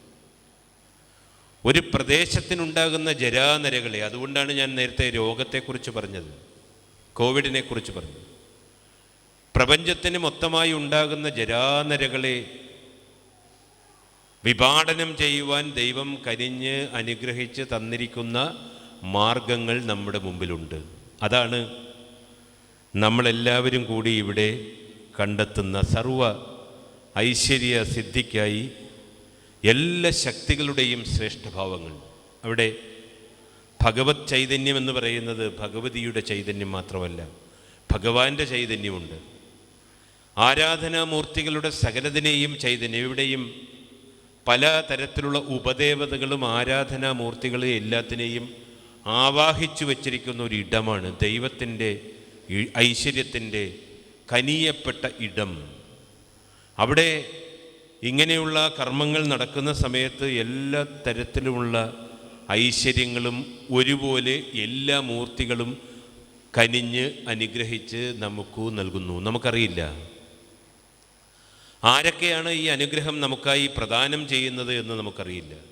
പക്ഷേ എന്തറിവില്ലായ്മയിലും നമ്മളെ അറിവിലേക്ക് കൊണ്ടുപോകുവാൻ കഴിയുന്ന തരത്തിൽ ഭഗവത് പാത ചെയ്ത് നമുക്ക് മുക്തിക്ക്, പുണ്യത്തിന് ഒക്കെ അർഹമാകുവാൻ കഴിയുന്ന ഏറ്റവും വലിയൊരു മഹിത കർമ്മത്തെ നമ്മുടെ ഈ കൈക്കുമ്പിളിൽ കൊണ്ടുവന്ന് തന്നിരിക്കുന്നു. ഇവിടെ ഇന്ന് നടക്കുന്ന ഈ കർമ്മത്തിൻ്റെ പേരെന്ന് പറയുന്നത് ധനസമാഹരണമെന്നാണ്. എന്താണ് ധനം? അത് നമ്മളായിട്ട് നമുക്കുണ്ടാക്കി കിട്ടിയതാണ്. ധനമെന്ന് പറയുന്നത് യഥാർത്ഥത്തിൽ ഐശ്വര്യമാണ്. ഒരാൾക്ക് ഒരു ലോട്ടറി അടിക്കുന്ന സമയത്ത് ഭാഗ്യക്കുറി എന്ന് പറയും, കഷ്ടക്കുറി എന്ന് ആരും പറയാറില്ല, ഭാഗ്യക്കുറി. അപ്പം ഭാഗ്യക്കുറി എന്ന് പറയുമ്പോൾ ധനമെന്ന് പറയുന്ന യഥാർത്ഥത്തിൽ ഭാഗ്യമാണ്. നമുക്കൊരു രൂപ നമുക്ക് കിട്ടുന്നു എന്നുണ്ടെങ്കിൽ അത് ജീവിതത്തിലെ ഏറ്റവും വലിയ ഭാഗ്യമാണ്. ശ്രീബുദ്ധൻ്റെ ഒരു കാര്യം കൂടി പറഞ്ഞുകൊണ്ട് ഞാൻ എൻ്റെ ഈ ചെറിയ പ്രസംഗം അവസാനിപ്പിക്കും. സിദ്ധാർത്ഥ രാജകുമാരൻ കപിലവസ്തു എന്ന് പറയുന്ന മഹാരാജ്യത്താണ് അദ്ദേഹം ജനിച്ചത്. രാജാവിൻ്റെ മകനായി സർവ ഐശ്വര്യങ്ങളുടെയും ആഡംബരങ്ങളുടെയും ലോകത്ത് ജീവിക്കുന്ന അദ്ദേഹം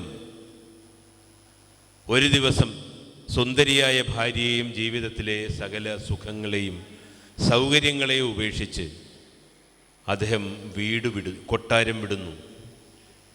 നേരെ ഒരു ആൽമരത്തിൻ്റെ ചുവട്ടിൽ പോയി ഇരുന്നു. അപ്പോൾ അദ്ദേഹത്തിന് ജ്ഞാനമുണ്ടായി. സിദ്ധാർത്ഥൻ ബുദ്ധനായി മാറുന്നു. അത് കഴിഞ്ഞതിന് ശേഷം എന്താ ചെയ്തത്? ഒരു ഭിക്ഷാപാത്രം എടുത്തു. എല്ലാ വീടുകളിലും ചെന്നു. നമ്മൾ ഊരുതണ്ടുന്നു എന്നൊക്കെ പറയുന്നത് കണ്ടിട്ടില്ലേ? ഈ പണ്ടൊക്കെ ഞങ്ങൾ ഈ അർത്തുങ്കൽ പള്ളിയിലൊക്കെ പോകാൻ വേണ്ടിയിട്ട് നമ്മുടെ നാട്ടിലെ എല്ലാവരും, ഹിന്ദുക്കളും എല്ലാവരും ഈ ഊരുതണ്ടി നേരെ നാണയങ്ങളോ അരിയോ ഒക്കെ കൊണ്ടുവന്ന് ഒരുമിച്ച് പള്ളിയിൽ കൊണ്ടു കൊടുക്കും. നിങ്ങളുമൊക്കെ അങ്ങനെ ചെയ്തിട്ടുണ്ടെന്ന് എനിക്ക് തോന്നുന്നു, പലരും. അതിന് ജാതിമത വ്യത്യാസങ്ങളൊന്നുമില്ല. ഈ ഊരുതണ്ടുന്നത് പോലെ ബുദ്ധ ഭഗവാൻ ഒരു ഭിക്ഷാപാത്രവുമായി നേരെ അവിടെ ചെല്ലുന്നു. ഓരോ വീടുകളും ചെല്ലുന്നു. ഒന്ന് ആലോചിച്ച് നോക്കൂ. ഇത്ര മഹാനായ രാജാവ്, അദ്ദേഹത്തിന് എങ്ങനെ ജീവിക്കുവാൻ സാധിക്കുന്ന ഒരാളാണ്? ആഡംബരങ്ങളുടെ നെറുകയിൽ കൊടുമുടിയിൽ ജീവിക്കുവാൻ കഴിയുന്ന ഒരാൾ ഒരു ഭിക്ഷക്കാരനെ പോലെ ഭിക്ഷ എന്ന് പറയുന്ന യഥാർത്ഥത്തിൽ നമ്മൾ കേട്ടിട്ടുള്ളത് പിച്ചക്കാരനെന്ന് പറയും. പിച്ചക്കാരൻ. ഭിക്ഷ എന്ന് പറയുന്ന വാക്ക് ലോപിച്ചാണ് പിച്ച എന്ന് മാറിയത്. യഥാർത്ഥത്തിൽ ഭിക്ഷയാണ്. ഭിക്ഷ കൊടുക്കുന്നത് സാധുവിനാണ്. സാധു എന്ന് പറയുന്നത് ഗുരുവാണ്, സന്യാസിയാണ്, മഹർഷിയാണ്. എന്തിനാണ് നമ്മൾ സാധുവിന് ഭിക്ഷ കൊടുക്കുന്നത്? ബുദ്ധൻ ഈ കാര്യത്തെ 2500 വർഷങ്ങൾക്ക് മുമ്പ് തിരിച്ചറിഞ്ഞു. നമ്മുടെ പാപങ്ങൾ, നമ്മൾ ഓരോ ദിവസവും ചെയ്തു കൂട്ടുന്ന കർമ്മങ്ങൾ, ഇതിനൊക്കെ ഒരു ഫലമുണ്ട്. നമ്മൾ നടന്നു പോകുമ്പോൾ ഒരു ഉറുമ്പിനെ ചവിട്ടുന്നു. നമ്മൾ അറിയാതെ ചെയ്യുന്ന കാര്യമാണ്. പക്ഷേ അറിഞ്ഞ് ചെയ്താലും അറിയാതെ ചെയ്താലും, ഇപ്പോൾ ഈ ചേട്ടൻ ഇവിടെ ഈ വിളക്കിൽ വന്ന് എണ്ണ ഒഴിച്ചു. ആ ബോട്ടിലാണ് എണ്ണ ഒഴിച്ചത്. പക്ഷെ അറിയാതെ കൈ പോയി ആ ദീപത്തിൽ തട്ടിയാൽ കൈ പൊള്ളും. അറിയാതെ ചെയ്തിട്ടെന്ന് പറഞ്ഞിട്ട് കാര്യമില്ല. അപ്പോൾ അറിഞ്ഞോ അറിയാതെയോ ചെയ്യുന്ന പാപങ്ങൾ, കർമ്മങ്ങൾ, ഇതെല്ലാം നമ്മുടെ ആത്മാവിനെ ബാധിക്കുന്നുണ്ട്. നമ്മളൊരു സാധുവിന് മുമ്പിൽ ചെല്ലുമ്പോൾ നമ്മളുടെ ഈ പാപങ്ങൾ സാധുവിന് സമർപ്പിക്കുന്നു. സാധു, അതായത് സിദ്ധാർത്ഥൻ, ബുദ്ധനായി തീരുവാനുള്ളൊരു വലിയ കാരണമുണ്ട്. അത് അദ്ദേഹത്തിൻ്റെ അന്തരാത്മാവിൽ നിറഞ്ഞു നിൽക്കുന്ന ജ്ഞാനാഗ്നിയാണ്. അത് പ്രപഞ്ചത്തോളം വിസ്തൃതമാണ്. പ്രപഞ്ചത്തെ പ്രകാശിപ്പിക്കുന്നു. സൂര്യന് നിറം കൊടുക്കുന്നതും പ്രകാശം കൊടുക്കുന്നതും, ചന്ദ്രന് ഭംഗി കൊടുക്കുന്നതും, നക്ഷത്രങ്ങൾക്ക് പ്രകൃതിക്ക് നിലാവൊരുക്കുന്നതും, ഈ വെള്ളത്തിൻ്റെയും സമുദ്രത്തിൻ്റെയും മലകളുടെയും പർവ്വതങ്ങളുടെയും കൊടുമുടികളുടെയും വനാന്തരങ്ങളുടെയും എല്ലാം, അതിനെല്ലാം എന്താണോ കൊടുക്കേണ്ടത് കൊടുക്കുന്ന മഹാശക്തി എന്ന് പറയുന്നത് ദൈവത്തിൻ്റെ ജ്ഞാനാഗ്നിയിൽ നിന്നുള്ള അനുരണനങ്ങളാണ്. അതാണ് പ്രപഞ്ചം. ആ വിസ്തൃതമായ പ്രപഞ്ചത്തിൻ്റെ ആ ശക്തിയെ സ്വന്തം ആത്മാവിൽ ആവാഹിച്ചവനാരോ, അതാണ് ഗുരു, അല്ലെങ്കിൽ ദൈവം, അല്ലെങ്കിൽ ഭഗവതി എന്നൊക്കെ പറയുന്നത്, അല്ലെങ്കിൽ ബുദ്ധൻ എന്ന് പറയുന്നത്. ഇപ്പോൾ ഒരാളെ കാണുമ്പോൾ, ബുദ്ധനൊരു വീട്ടിലേക്ക് കടന്നു ചെല്ലുമ്പോൾ ആദ്യം ഭിക്ഷാപാത്രം നീട്ടുമ്പോൾ അയാൾക്കറിയില്ല ഇത് രാജാവായിരുന്നുവെന്ന്. ഒരു ഭിക്ഷക്കാരൻ അങ്ങനെ പറഞ്ഞിട്ട് വഴക്ക് പറഞ്ഞ പല ആളുകളും കടന്നു പോകും. എന്നാലും ബുദ്ധൻ പാത്രം നീട്ടി. ബുദ്ധന് വേണ്ടിയായിരുന്നില്ല, ആ നടന്നു പോകുന്ന ആളുകൾക്ക് വേണ്ടിയായിരുന്നു. ആ പാത്രത്തിലേക്ക് നാണയത്തുട്ടുകൾ ആളുകൾ അവജ്ഞയോടുകൂടി ഇട്ടുകൊടുത്തവരുണ്ട്. ആ പാത്രത്തിലേക്ക് ധാന്യമണികൾ നീരസത്തോടുകൂടി ഇട്ടുകൊടുത്ത ആളുകളുണ്ട്. ഇയാൾക്ക് വേറെ പണിയില്ലേ എന്ന് വിചാരിച്ചു. പക്ഷേ ഈ ആളുകളുടെ പരിഹാസങ്ങൾ, ഈ ആളുകൾ കൊടുത്ത അപമാനങ്ങൾ, ഈ ആളുകൾ കൊടുത്ത ഭത്സനങ്ങൾ എല്ലാം ത്യജിച്ച് സഹിഷ്ണുതയോടുകൂടി, ക്ഷമയോടുകൂടി ബുദ്ധൻ നിന്നു. അതാണ് യഥാർത്ഥത്തിൽ ബുദ്ധൻ മനുഷ്യർക്ക് ചെയ്ത ഏറ്റവും വലിയ നന്മ. ആളുകളുടെ കൊടിയ പാപങ്ങൾ തൻ്റെ ഭിക്ഷാപാത്രത്തിലേക്ക് അദ്ദേഹം ഏറ്റെടുത്തുകൊണ്ട് താൻ ബുദ്ധനാകാനുള്ള ആത്മജ്ഞാനത്തിൻ്റെ ഏറ്റവും വലിയ വെളിച്ചത്തെ ആളുകൾക്ക് കൊടുത്ത് ആ പാപികളെ ബുദ്ധൻ രക്ഷിക്കുകയായിരുന്നു. അവിടെയാണ് ആ ഭിക്ഷാപാത്രത്തിൻ്റെ മഹത്വം. ഈ മഹാകർമ്മങ്ങൾ നടക്കുന്ന സമയത്ത് നമ്മൾ കാണാത്ത വലിയൊരു ഭിക്ഷാപാത്രം ഇവിടെ ഇരിപ്പുണ്ട്. അവിടേക്ക് നിങ്ങൾ കൊടുക്കുന്ന ഓരോ നാണയത്തുട്ടുകളും ഓരോ ധാന്യമണികളും, ഇവിടെ ഈ ദിവസങ്ങളിൽ കലവറ ഒഴിയാത്ത അന്നദാനം നടക്കണമെന്നാണ് ശാസ്ത്രം. ഇവിടെ ഈ ദിവസങ്ങളിൽ ഈ ക്ഷേത്രത്തെ പ്രകാശിപ്പിച്ചുകൊണ്ട് ഇതുപോലെ എത്രയോ വിളക്കുകൾ കത്തേണ്ടിയിരിക്കുന്നു. അതിലൊഴിക്കാനുള്ള എണ്ണ, അതിൻ്റെ കർപ്പൂരം, അല്ലെങ്കിൽ ആ പൂജകളെ ധന്യമാക്കുന്ന അതിനോട് അനുബന്ധമായിട്ടുള്ള കാര്യങ്ങൾ, ഇതെല്ലാം ചിലവാണ്. ഇതിലേക്കാണ് നമ്മളെപ്പോലെയുള്ള ആളുകൾ നമ്മളുടെ അധ്വാനത്തിൻ്റെ ഒരു ഭാഗം ദൈവത്തിൻ്റെ ഭിക്ഷാപാത്രത്തിലേക്ക്, ആ കാൽക്കലേക്ക് നമ്മൾ സമർപ്പിക്കുന്നു. അതാണ് ഈ ധനസമാഹരണ യജ്ഞത്തിൻ്റെ ഏറ്റവും വലിയ പ്രത്യേകത. അതിലല്ലാതെ ഇതിന് പിരിവ് കൊടുക്കുക എന്നുള്ള ആ ചെറിയ വാക്കിൽ ഇതിനെ ആരും കാണരുത്. ഈ കർമ്മത്തിനായി നമ്മുടെ സകലതും കൊടുക്കുവാൻ, നമ്മളാലാവും വിധമുള്ള കാര്യങ്ങൾ കൊടുക്കുവാൻ നമുക്ക് കഴിയണം. അങ്ങനെയെങ്കിൽ അവിടെ ഒരു എക്സ്ചേഞ്ച് നടക്കുന്നുണ്ട്. ഞാൻ നേരത്തെ സൂചിപ്പിച്ചതുപോലെയുള്ള ഒരു ഭാഗ്യത്തിൻ്റെ, ഒരു ഐശ്വര്യത്തിൻ്റെ എക്സ്ചേഞ്ച്.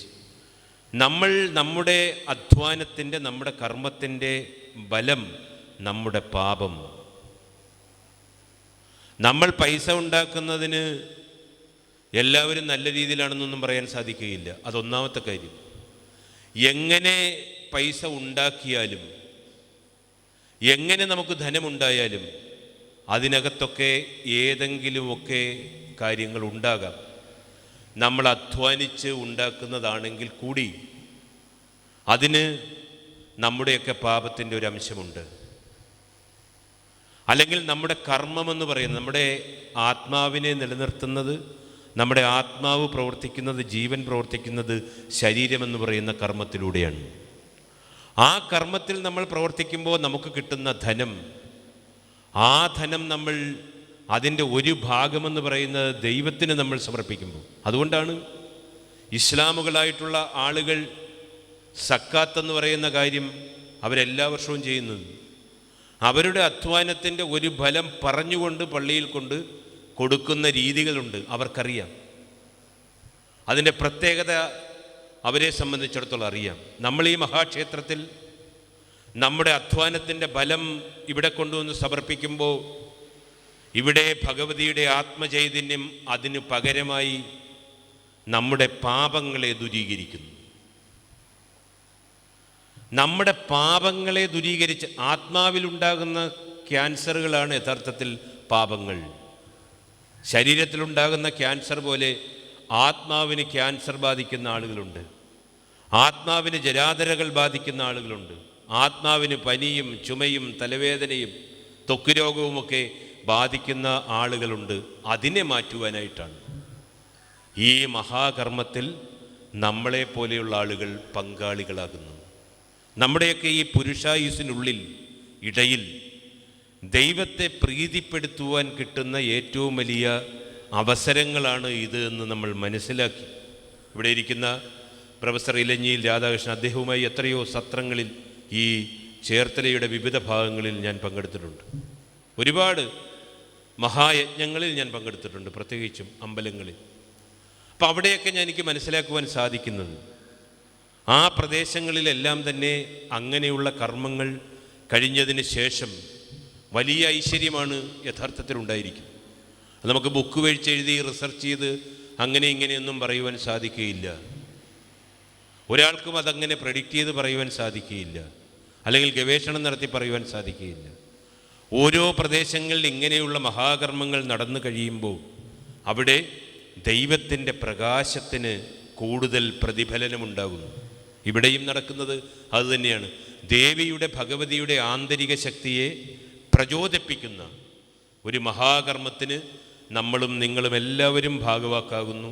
അതിനെ അതിൻ്റേതായിട്ടുള്ള യോഗ്യതയിൽ നമ്മൾ മനസ്സിലാക്കി, അതിൻ്റെ അറിവിൽ നമ്മൾ മനസ്സിലാക്കി. ഈ ദിവസങ്ങളിലെല്ലാം നിങ്ങളൊരു വ്രതം പോലെ ഇവിടെ എത്തിച്ചേരും. നമുക്ക് ജീവിതത്തിൽ ഒരു വർഷത്തിൽ 365 ദിവസത്തിലാകെപ്പാടെ 12 ദിവസം, അല്ലെങ്കിൽ കൂടി വന്നു കഴിഞ്ഞാൽ യഥാർത്ഥത്തിൽ 20ഓ 24ഓ ദിവസം മാത്രമാണ് നമ്മൾ ഈ കാര്യത്തിന് വേണ്ടിയിട്ട് വിനിയോഗിക്കുന്നത്. അതിനുശേഷമുള്ള ദിവസങ്ങളിൽ നമുക്ക് എങ്ങനെയും നടക്കാം. ഈ എങ്ങനെയും നടക്കാൻ കഴിയുന്ന കാര്യങ്ങളെയാണ് ഈ 12 ദിവസം കൊണ്ട് നമ്മൾ സമർപ്പിച്ച് നമ്മൾ രക്ഷപ്പെട്ടു പോകുന്നത്. അങ്ങനെയെങ്കിൽ നമ്മൾ കുഞ്ഞുകുട്ടി പരാധീനങ്ങളടക്കം ഈ കാര്യത്തിനായിട്ട് എല്ലാ ദിവസവും വരുവാൻ സാധിക്കുന്നവരാണ് എങ്കിൽ എല്ലാ ദിവസവും ഇവിടെ എത്തിച്ചേരണം. ഇവിടെ നടക്കുന്ന മന്ത്രോച്ചാരണങ്ങൾ, അതിനൊക്കെ വലിയ പ്രത്യേകതകളുണ്ട്. ദൈവത്തിൻ്റെ അവദാനങ്ങൾ, ഇപ്പോൾ ക്രിസ്ത്യാനികളായിട്ടുള്ള ആളുകൾ നമുക്കറിയാം, ദൈവമേ നീ വലിയവനാണ്, ദൈവമേ നീ വലിയവനാണ്. എപ്പോഴും അവർ പ്രാർത്ഥിക്കുന്ന ദൈവമേ നീ വലിയവനാകുന്നു.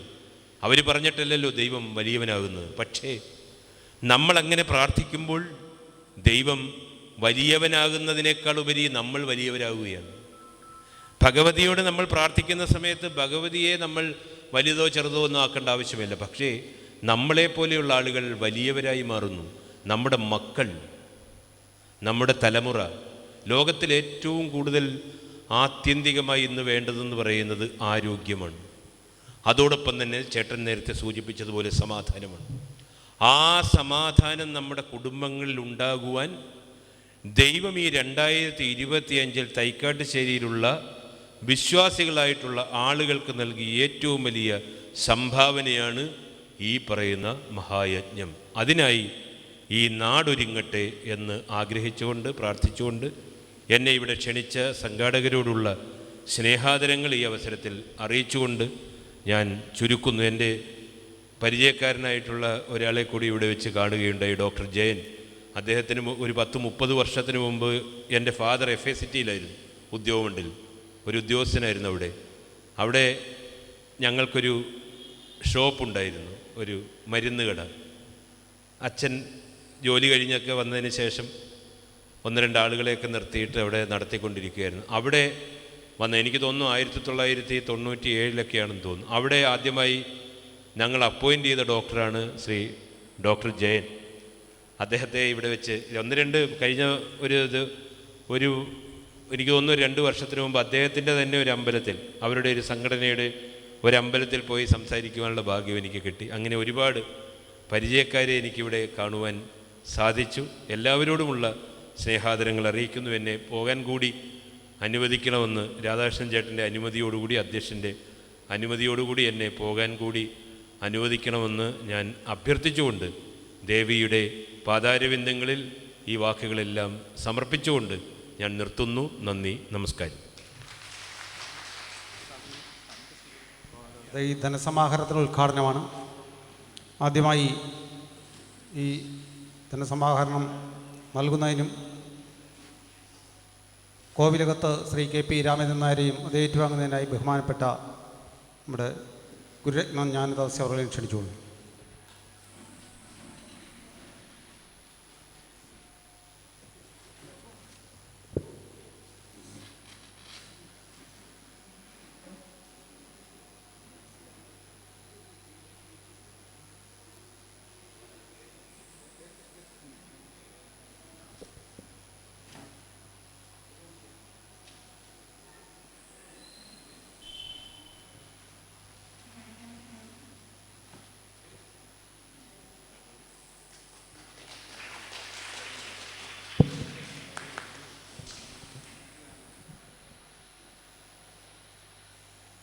അടുത്തത് ശ്രീ VN ബാബു അവർകൾ.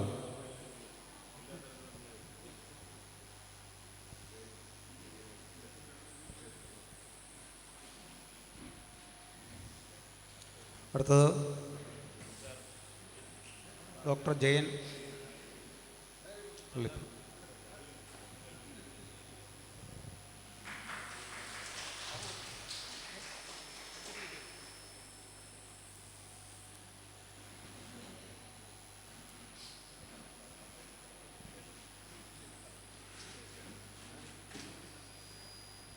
അടുത്തത് ഡോക്ടർ ജയൻ പള്ളിപ്പുറം. അടുത്തത് ശ്രീ സുധീർ ആറാട്ടുചാണി.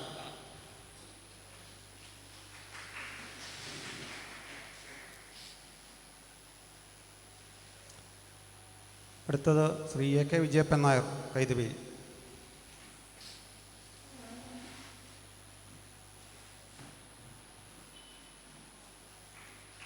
അടുത്തത് ശ്രീ അനിൽ നായർ അദ്വൈതം അമ്മാപറമ്പ്.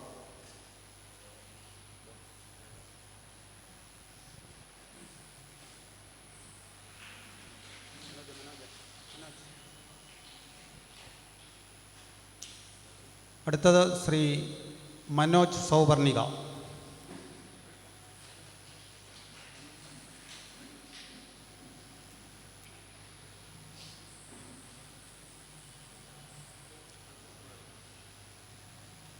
അടുത്തത് Shri K V Janardhana sir Kandanthara.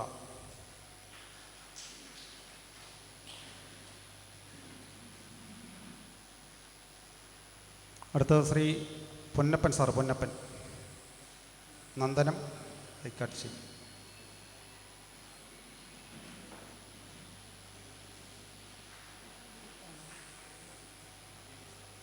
അടുത്തത് Shri Prabhakaran Nair Vaikom.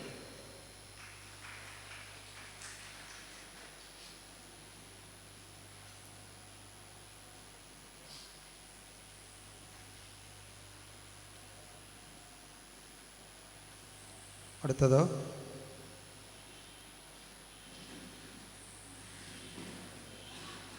Shri N K Janardhana sir. അടുത്തത്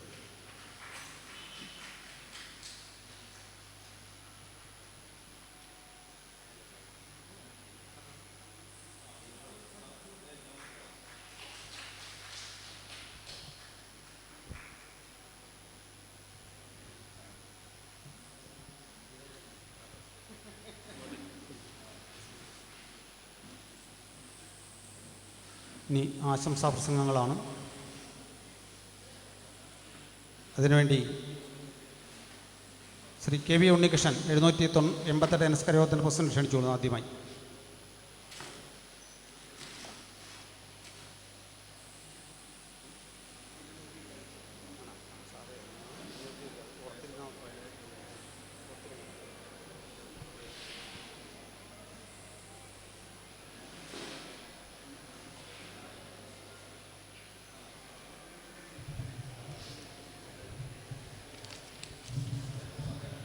ബഹുമാനപ്പെട്ട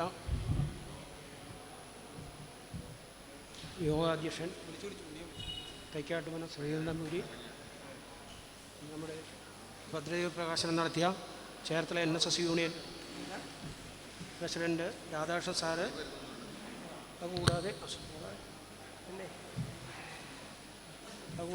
നമ്മുടെ ഈ പരിപാടി ഉദ്ഘാടനം ചെയ്ത ഗുരുരത്നം ജ്ഞാനതപസ്വിനി അവർകൾ,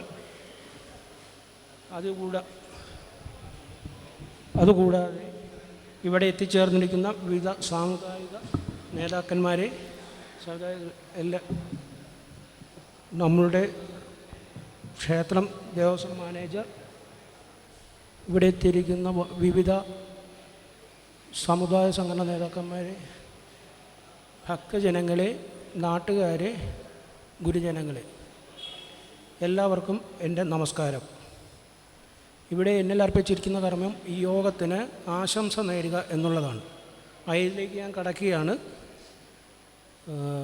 ഈ പള്ളിപ്പാന ധനസമാഹരണ യജ്ഞത്തിന് 788 നമ്പർ NSS കരയോഗത്തിൻ്റെ എല്ലാവിധ ആശംസകളും നേർന്നുകൊണ്ട് ഞാൻ എൻ്റെ വാക്കുകൾ ഉപസംഹരിക്കുന്നു. ദേവി ശരണം. അടുത്തത് ആശംസ അർപ്പിക്കുന്നതിന് വേണ്ടി ശ്രീ VN ബാബു അവരെ ആദരപൂർവ്വം ക്ഷണിക്കുന്നു.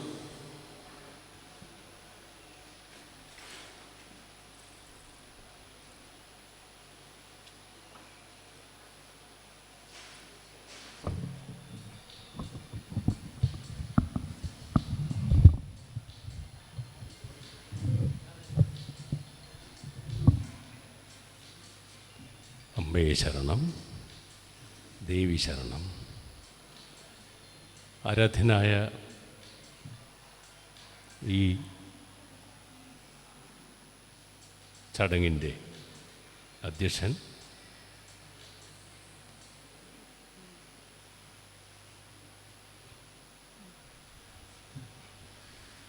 ശങ്കരൻമുത്ത് എത്തിയിട്ടില്ലെന്നല്ലേ? ആരാധ്യനായ അതെ ശ്രീ മണിക്കുട്ടൻ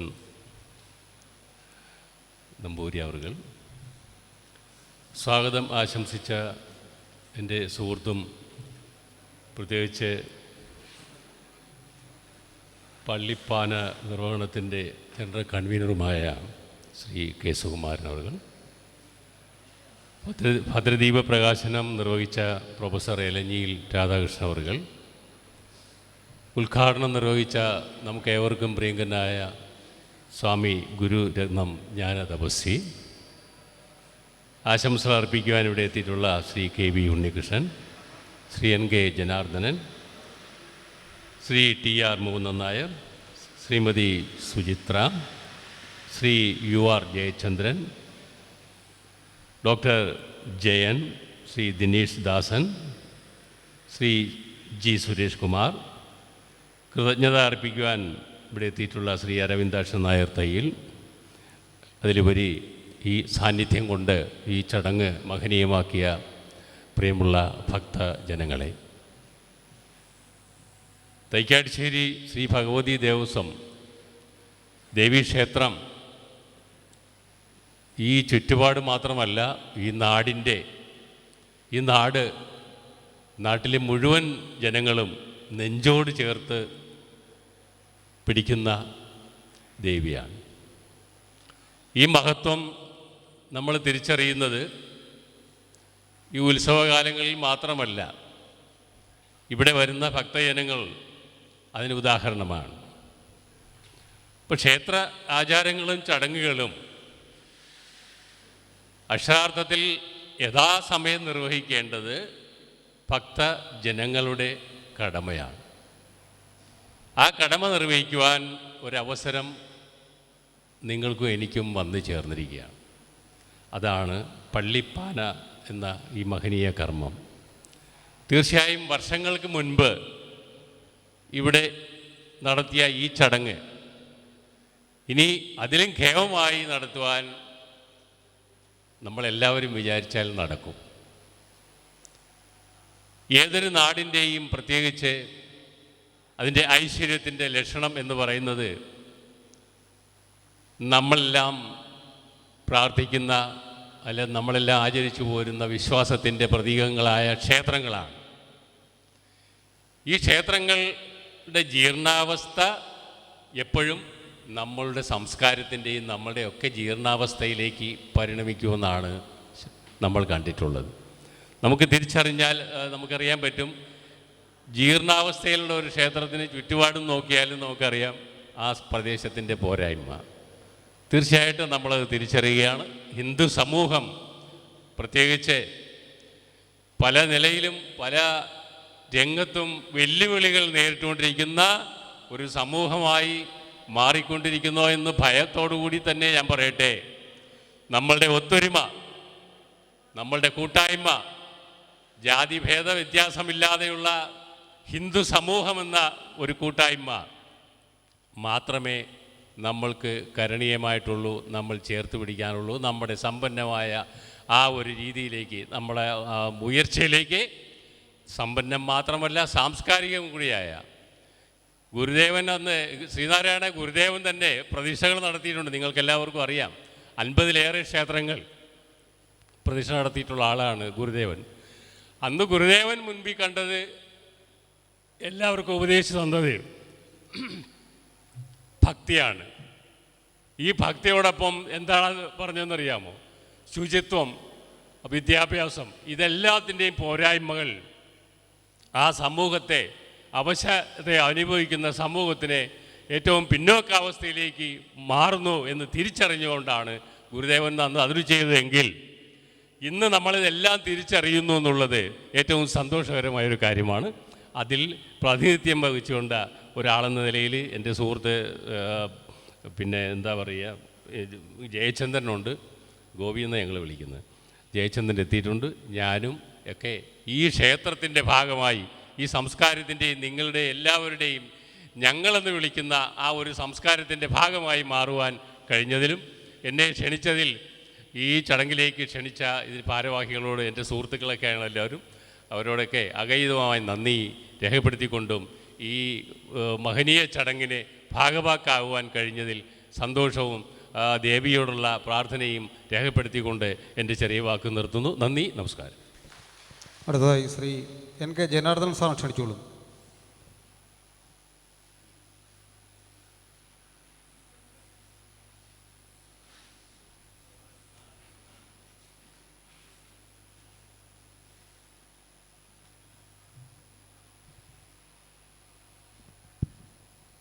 ഏറ്റവും ബഹുമാന്യനായ ഈ ചടങ്ങിൻ്റെ അധ്യക്ഷൻ,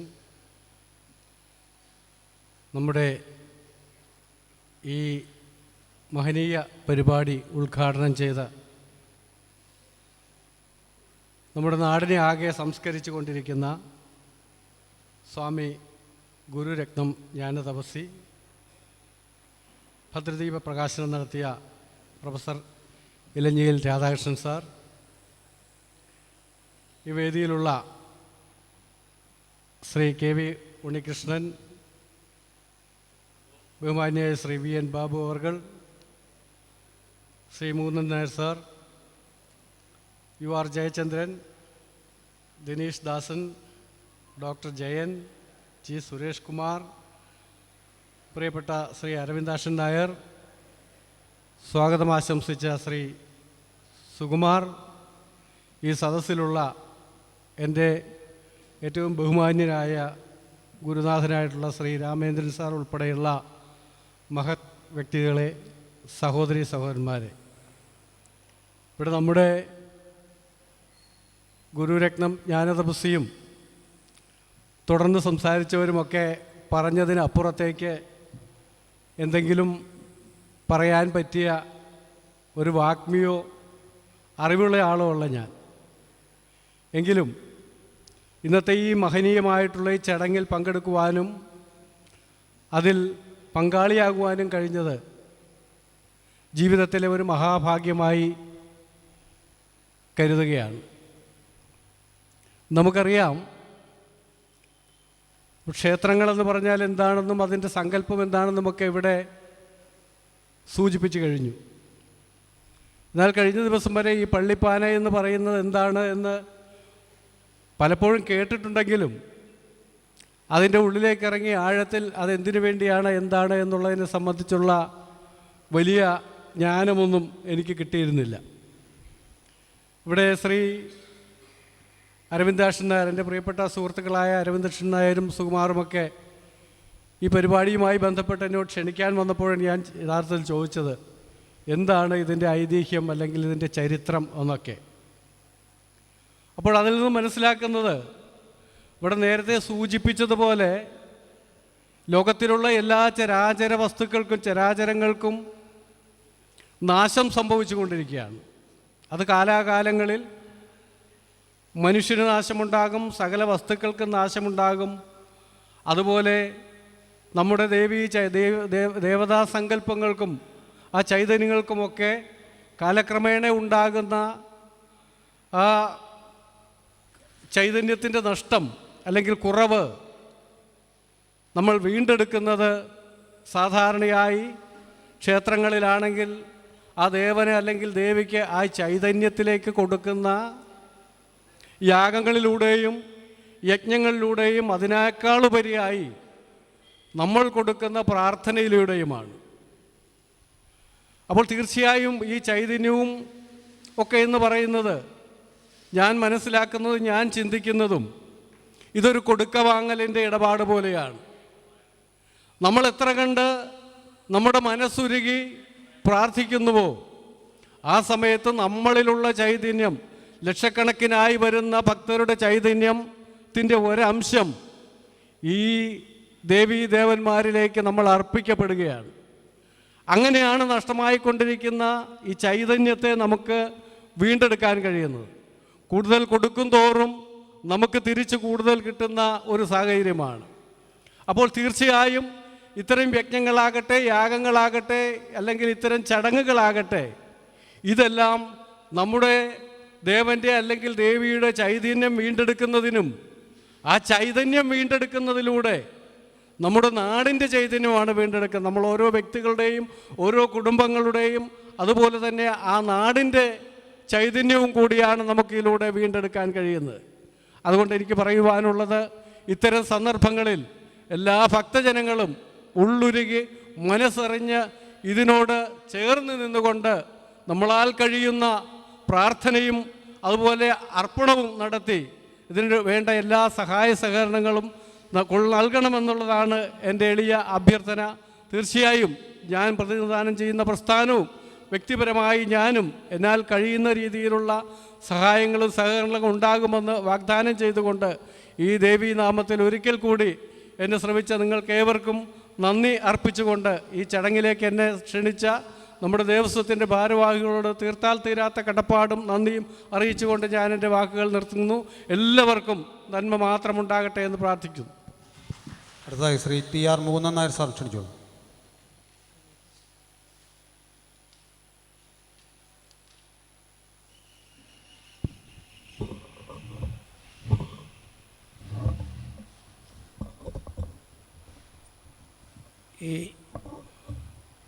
ഈ മംഗളകർമ്മത്തിൽ അധ്യക്ഷം വഹിക്കുന്ന ബ്രഹ്മശ്രീ മണിക്കുട്ടൻ തിരുമേനി, ഇവിടെ ഭദ്രദൈവ പ്രകാശനം നടത്തിയ പ്രൊഫസർ ഇലഞ്ഞി രാധാകൃഷ്ണൻ സാർ, അതുപോലെ ഉദ്ഘാടനം നടത്തിയ സ്വാമി ഗുരുരത്നം ജ്ഞാനതപസ്വി, ഇവിടെ വേദിയിൽ ഉപവിഷ്ടരായി ആശംസകൾ അർപ്പിച്ച എൻ്റെ പ്രിയ സുഹൃത്തുക്കളെ, ഞാൻ ഈ കാര്യത്തെക്കുറിച്ച് കൂടുതലായി ഒന്നും പറയാൻ ഉദ്ദേശിക്കുന്നില്ല.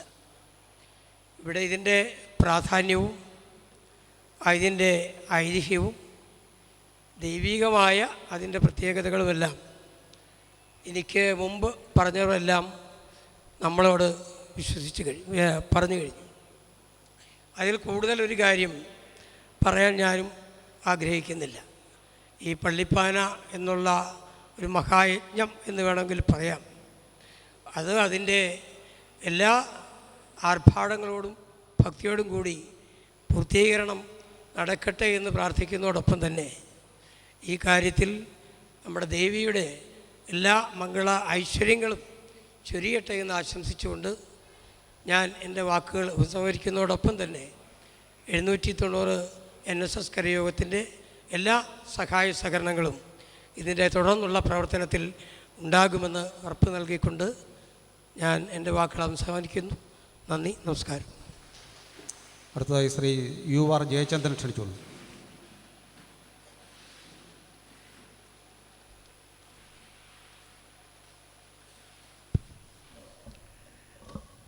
ബഹുമാനപ്പെട്ട മണിക്കുട്ടൻ തിരുമേനി, വേദിയിലും സദസ്സിലും ഇരിക്കുന്ന ബഹുമാന്യരെ, നമ്മുടെ പള്ളിപ്പാന എന്നൊരു മഹാകർമ്മം ഏതാണ്ട് 83 കാരണം ഇയർ എനിക്കറിയില്ലായിരുന്നു, എങ്കിലും അന്ന് ഞാനും കുറച്ച് പങ്കെടുത്ത ഒരു ചടങ്ങാണത്. എൻ്റെ ഓർമ്മകളിലുള്ളതൊരു ചടങ്ങാണ് പള്ളിപ്പാന.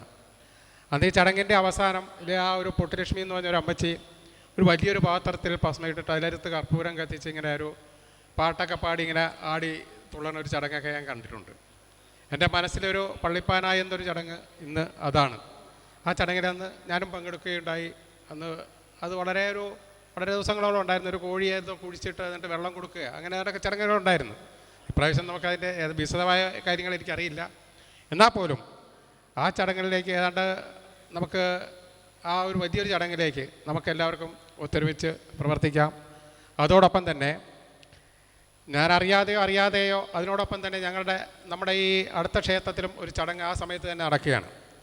ഏതാണ്ട് ഒക്ടോബർ 28 ആരംഭിച്ച് നവംബർ 3 അവസാനിക്കുന്ന രീതിയിൽ നവീകരണ യജ്ഞം കൂടെ നടക്കുകയാണ്. ഏതാണ്ട് 12 വർഷം കൂടി നടത്തേണ്ട ഒരു ചടങ്ങായിരുന്നു അത്. ഏതാണ്ട് ഒരു 14 വർഷം കഴിഞ്ഞാണ് നമ്മളവിടെ നടത്താൻ സാധിച്ചത്.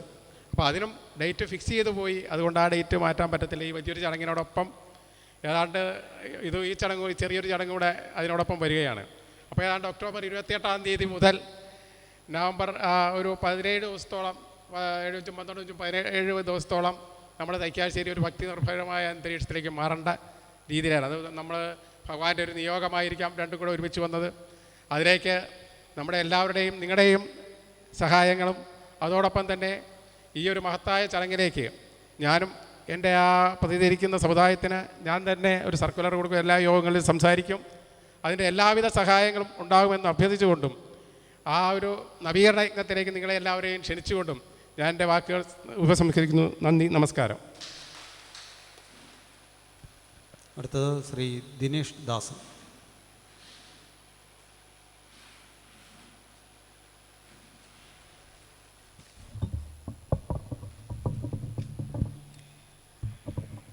ബഹുമാനപ്പെട്ട ഈ മഹാകർമ്മത്തിൻ്റെ അധ്യക്ഷൻ ആരാധനായ ബ്രഹ്മശ്രീ തൈക്കാട്ടുമന മണിക്കുട്ട തിരുമേനി, സ്വാഗതപ്രാസംഗികൻ കെ സുമാനവറുകൾ, ഭദ്രദീപം തെളിച്ച് പ്രൊഫസർ ഇലഞ്ഞിയിൽ രാധാകൃഷ്ണൻ, ഉദ്ഘാടകൻ സ്വാമി ഗുരുരത്നം ജ്ഞാനതപസ്വി, സദസ്സിലിരിക്കുന്ന വിവിധ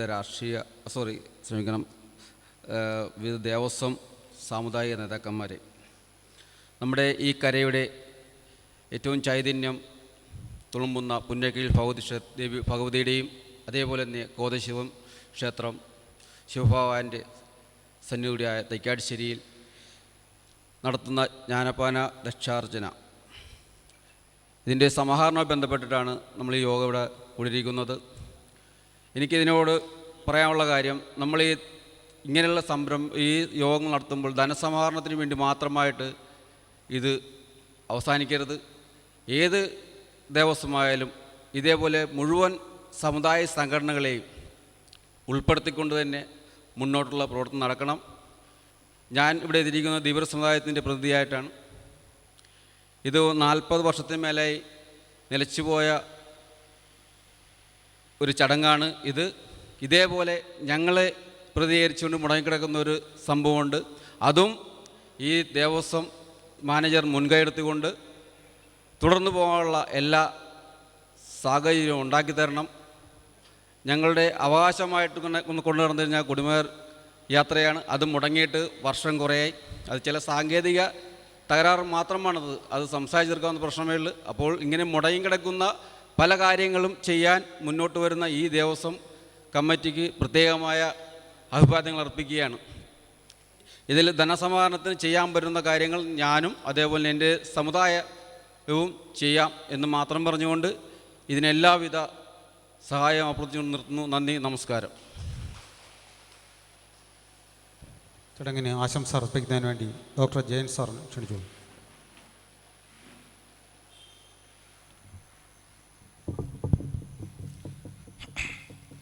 വേദിയിലും സദസ്സിലും ഇരിക്കുന്ന മാന്യ വ്യക്തിത്വങ്ങളെ, സഹോദരി സഹോദരന്മാരെ, ഈ വൈകിയ വേളയിലൊരു വലിയ പ്രസംഗത്തിനൊന്നും തീരെ പ്രസക്തിയില്ല. തീർച്ചയായിട്ടും ഈ പള്ളിപ്പാനയോട് അനുബന്ധിച്ച് വന്നിരിക്കുന്ന ഈ ധനസമാഹാര യജ്ഞത്തിൽ പങ്കെടുക്കുന്നതിന് എന്നെ ക്ഷണിച്ച അതിൻ്റെ സംഘാടകരോട് ആദ്യം തന്നെ ഞാൻ നന്ദി അറിയിക്കുകയാണ്. തീർച്ചയായിട്ടും 2 വാക്ക് പറയണം എന്നെനിക്കൊരു ആഗ്രഹമുണ്ടായിരുന്നു. ഞാനിവിടെ വന്നപ്പോൾ മുതൽ കേൾക്കുന്നതാണ് എല്ലാ പ്രാസംഗികരും പറയുന്ന പോലെ തന്നെ ക്ഷേത്രം, അതിൻ്റെ യഥാർത്ഥ രീതിയിലുള്ള അർത്ഥം എന്താണ് എന്നുള്ള പല നമ്മളുടെ വൈജ്ഞാനികരും ഇവിടെ വിശദീകരിക്കുകയുണ്ടായി. ഞാൻ കണ്ടിരിക്കുന്നത് അത് ക്ഷതാത്രായതേ ഇത് ക്ഷേത്രം, അതായത് നമ്മുടെ ശരീരത്തിലും ആത്മാവിലും മനസ്സിലും ഉണ്ടാകുന്ന ക്ഷതങ്ങളെ നിഗ്രഹിക്കാൻ അല്ലെങ്കിൽ നിവാരണം ചെയ്യാൻ ശക്തിയുള്ള കേന്ദ്രം ഏതാണോ അതാണ് ക്ഷേത്രം.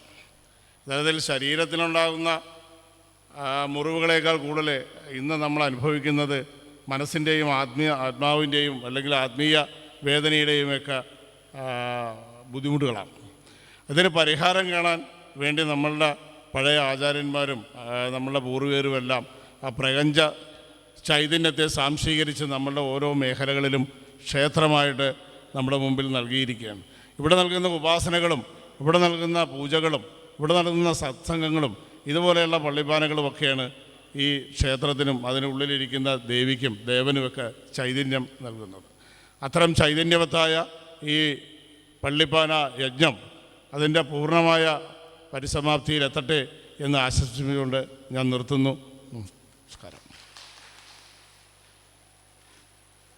ചടങ്ങുകൾക്ക് കൃതജ്ഞത രേഖപ്പെടുത്തുന്നതിന് വേണ്ടി ദേവസ്വം ബോർഡ് മെമ്പർ ശ്രീ അരവിന്ദാക്ഷ നായർ തൈൽ അവരെ ക്ഷണിച്ചോളൂ.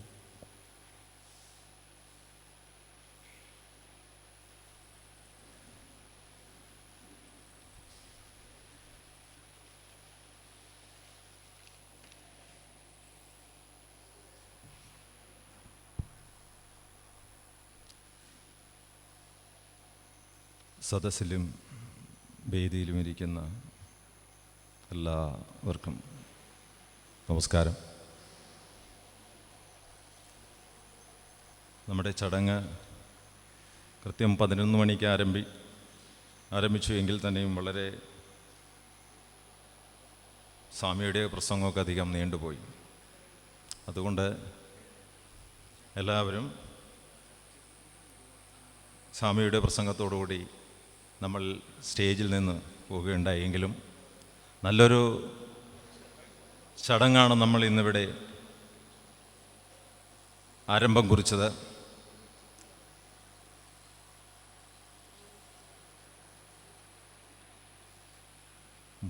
നാൽപ്പത്തിരണ്ട് വർഷങ്ങൾക്ക് മുമ്പ് നമ്മുടെ ക്ഷേത്രത്തിൽ നിന്നുപോയ, എന്തുകൊണ്ടോ നമുക്കാർക്കും അറിയില്ല, ആ ചടങ്ങിന് ഇന്നിവിടെ പുനരാരംഭം കുറിച്ചിരിക്കുകയാണ്. ദേശത്തിനും നമ്മുടെ ഭക്തർക്കും ഉണ്ടായിരിക്കുന്ന ദോഷങ്ങളും ദുരിതങ്ങളും അകറ്റുവാൻ വേണ്ടി ഒരു വ്യാഴവട്ടക്കാലത്ത് നമ്മുടെ ക്ഷേത്രത്തിൽ നടന്നു വന്നിരുന്ന പള്ളിപ്പാന എന്ന ആ മഹാചടങ്ങ് വീണ്ടും തെക്കാട്ടുശ്ശേരി പുന്നക്കീല് ക്ഷേത്രത്തിൽ പുനരാരംഭിക്കുകയാണ്. ഇതിൻ്റെ ധനസമാഹരണം എന്ന ഒരു ചടങ്ങാണ് ഇവിടെ നടന്നു കഴിഞ്ഞത്. ഈ ചടങ്ങിനെക്കുറിച്ച് വളരെ വ്യക്തമായിട്ട് നമ്മുടെ ഉദ്ഘാടകനും അതോടൊപ്പം തന്നെ നമ്മുടെ ഭദ്ര പ്രഭാഷണം നടത്തിയ ശ്രീ പ്രൊഫസർ ഇലഞ്ഞി രാധാകൃഷ്ണൻ സാറും നമ്മുടെ ആശംസാ പ്രസംഗങ്ങൾ നടത്തിയ മാന്യവ്യക്തികളും വ്യക്തമായി തന്നെ ഈ ചടങ്ങിനെക്കുറിച്ചും ഇതിൻ്റെ ഉദ്ദേശ ലക്ഷ്യങ്ങളെക്കുറിച്ചുമൊക്കെ വിശദീകരിച്ചു കഴിഞ്ഞു.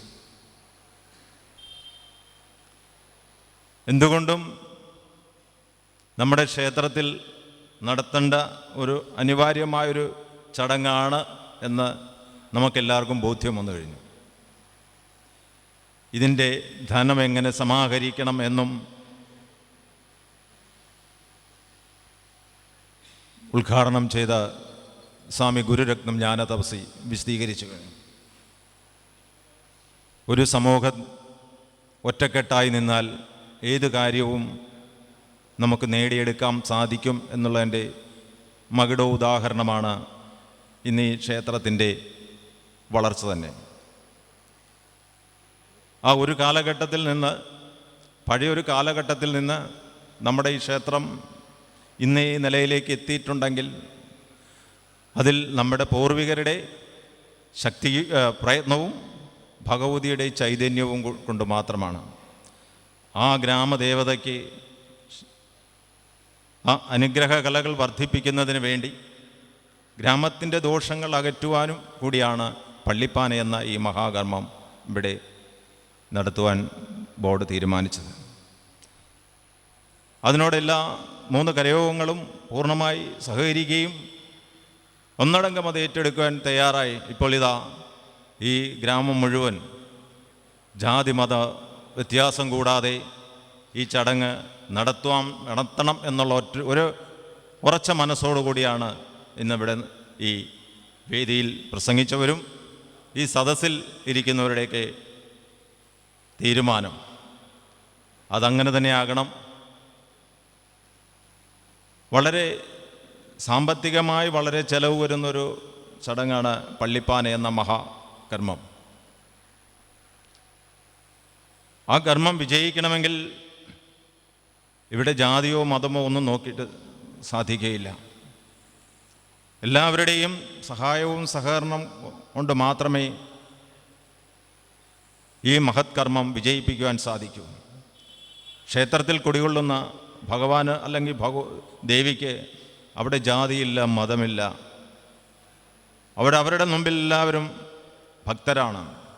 ആ ഭക്തരെ അനുഗ്രഹിക്കുക എന്നുള്ളതാണ് ആ അകത്ത് കുടികൊള്ളുന്ന ആ ചൈതന്യത്തിൻ്റെ ലക്ഷ്യവും.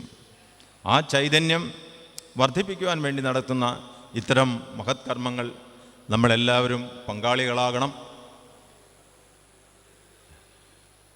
അതിനുവേണ്ടി എല്ലാവരും അകമൊഴിഞ്ഞ് സഹായ സഹകരണങ്ങൾ നൽകുകയും മനസ്സിൽ യാതൊരു വിഭാഗീയതയും വെച്ചുകൂടാതെ എല്ലാവരും ഒറ്റക്കെട്ടോടും ഒരേ മനസ്സോടും ഒരേ ശരീരത്തോടും കൂടി പ്രവർത്തിക്കുകയാണെങ്കിൽ നമ്മൾക്ക് പള്ളിപ്പാന ഈ നവംബർ 3-ാം തീയതി ആരംഭിക്കുന്ന പള്ളിപ്പാന ദശലക്ഷാർച്ചന ചടങ്ങ് വളരെ ഗംഭീരമായിട്ട് നടത്തുവാൻ സാധിക്കും. ഇതിനു മുമ്പ് പല ചടങ്ങുകളും നടത്തിയിട്ടുള്ളത് കൊണ്ട് നമുക്കറിയാം ഭഗവതി നമ്മളെ കൈവെടിയില്ല, അല്ല മഹാദേവൻ നമ്മളെ കൈവെടിയില്ല. ആദ്യമൊക്കെ അല്പം പ്രശ്നങ്ങളുണ്ടാകുമെങ്കിൽ പോലും അതൊക്കെ തരണം ചെയ്തുകൊണ്ട് ഭഗവതി നമ്മളെ നല്ല രീതിയിൽ നയിക്കും.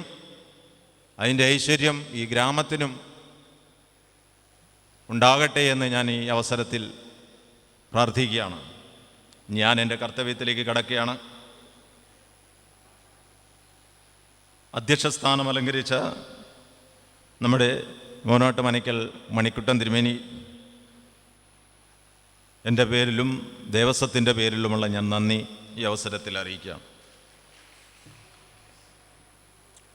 സ്വാഗതം പറഞ്ഞ ദേവസ്വം മാനേജർ ശ്രീ സുകുമാരൻ സാർ, അദ്ദേഹത്തിനും ദേവസ്വത്തിൻ്റെ പേരിലുള്ള നന്ദി അറിയിക്കും.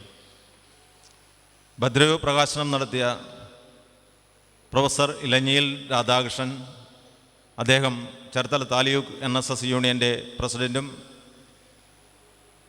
ദേവസ്വം പ്രതിനിധി സഭാ മെമ്പർ കൂടിയാണ് അദ്ദേഹത്തിനും ദേവസ്വത്തിൻ്റെ പേരിലുള്ള അഗൈതമായ നന്ദിയും കടപ്പാടും ഞാൻ ഈ അവസരത്തിൽ അറിയിക്കും.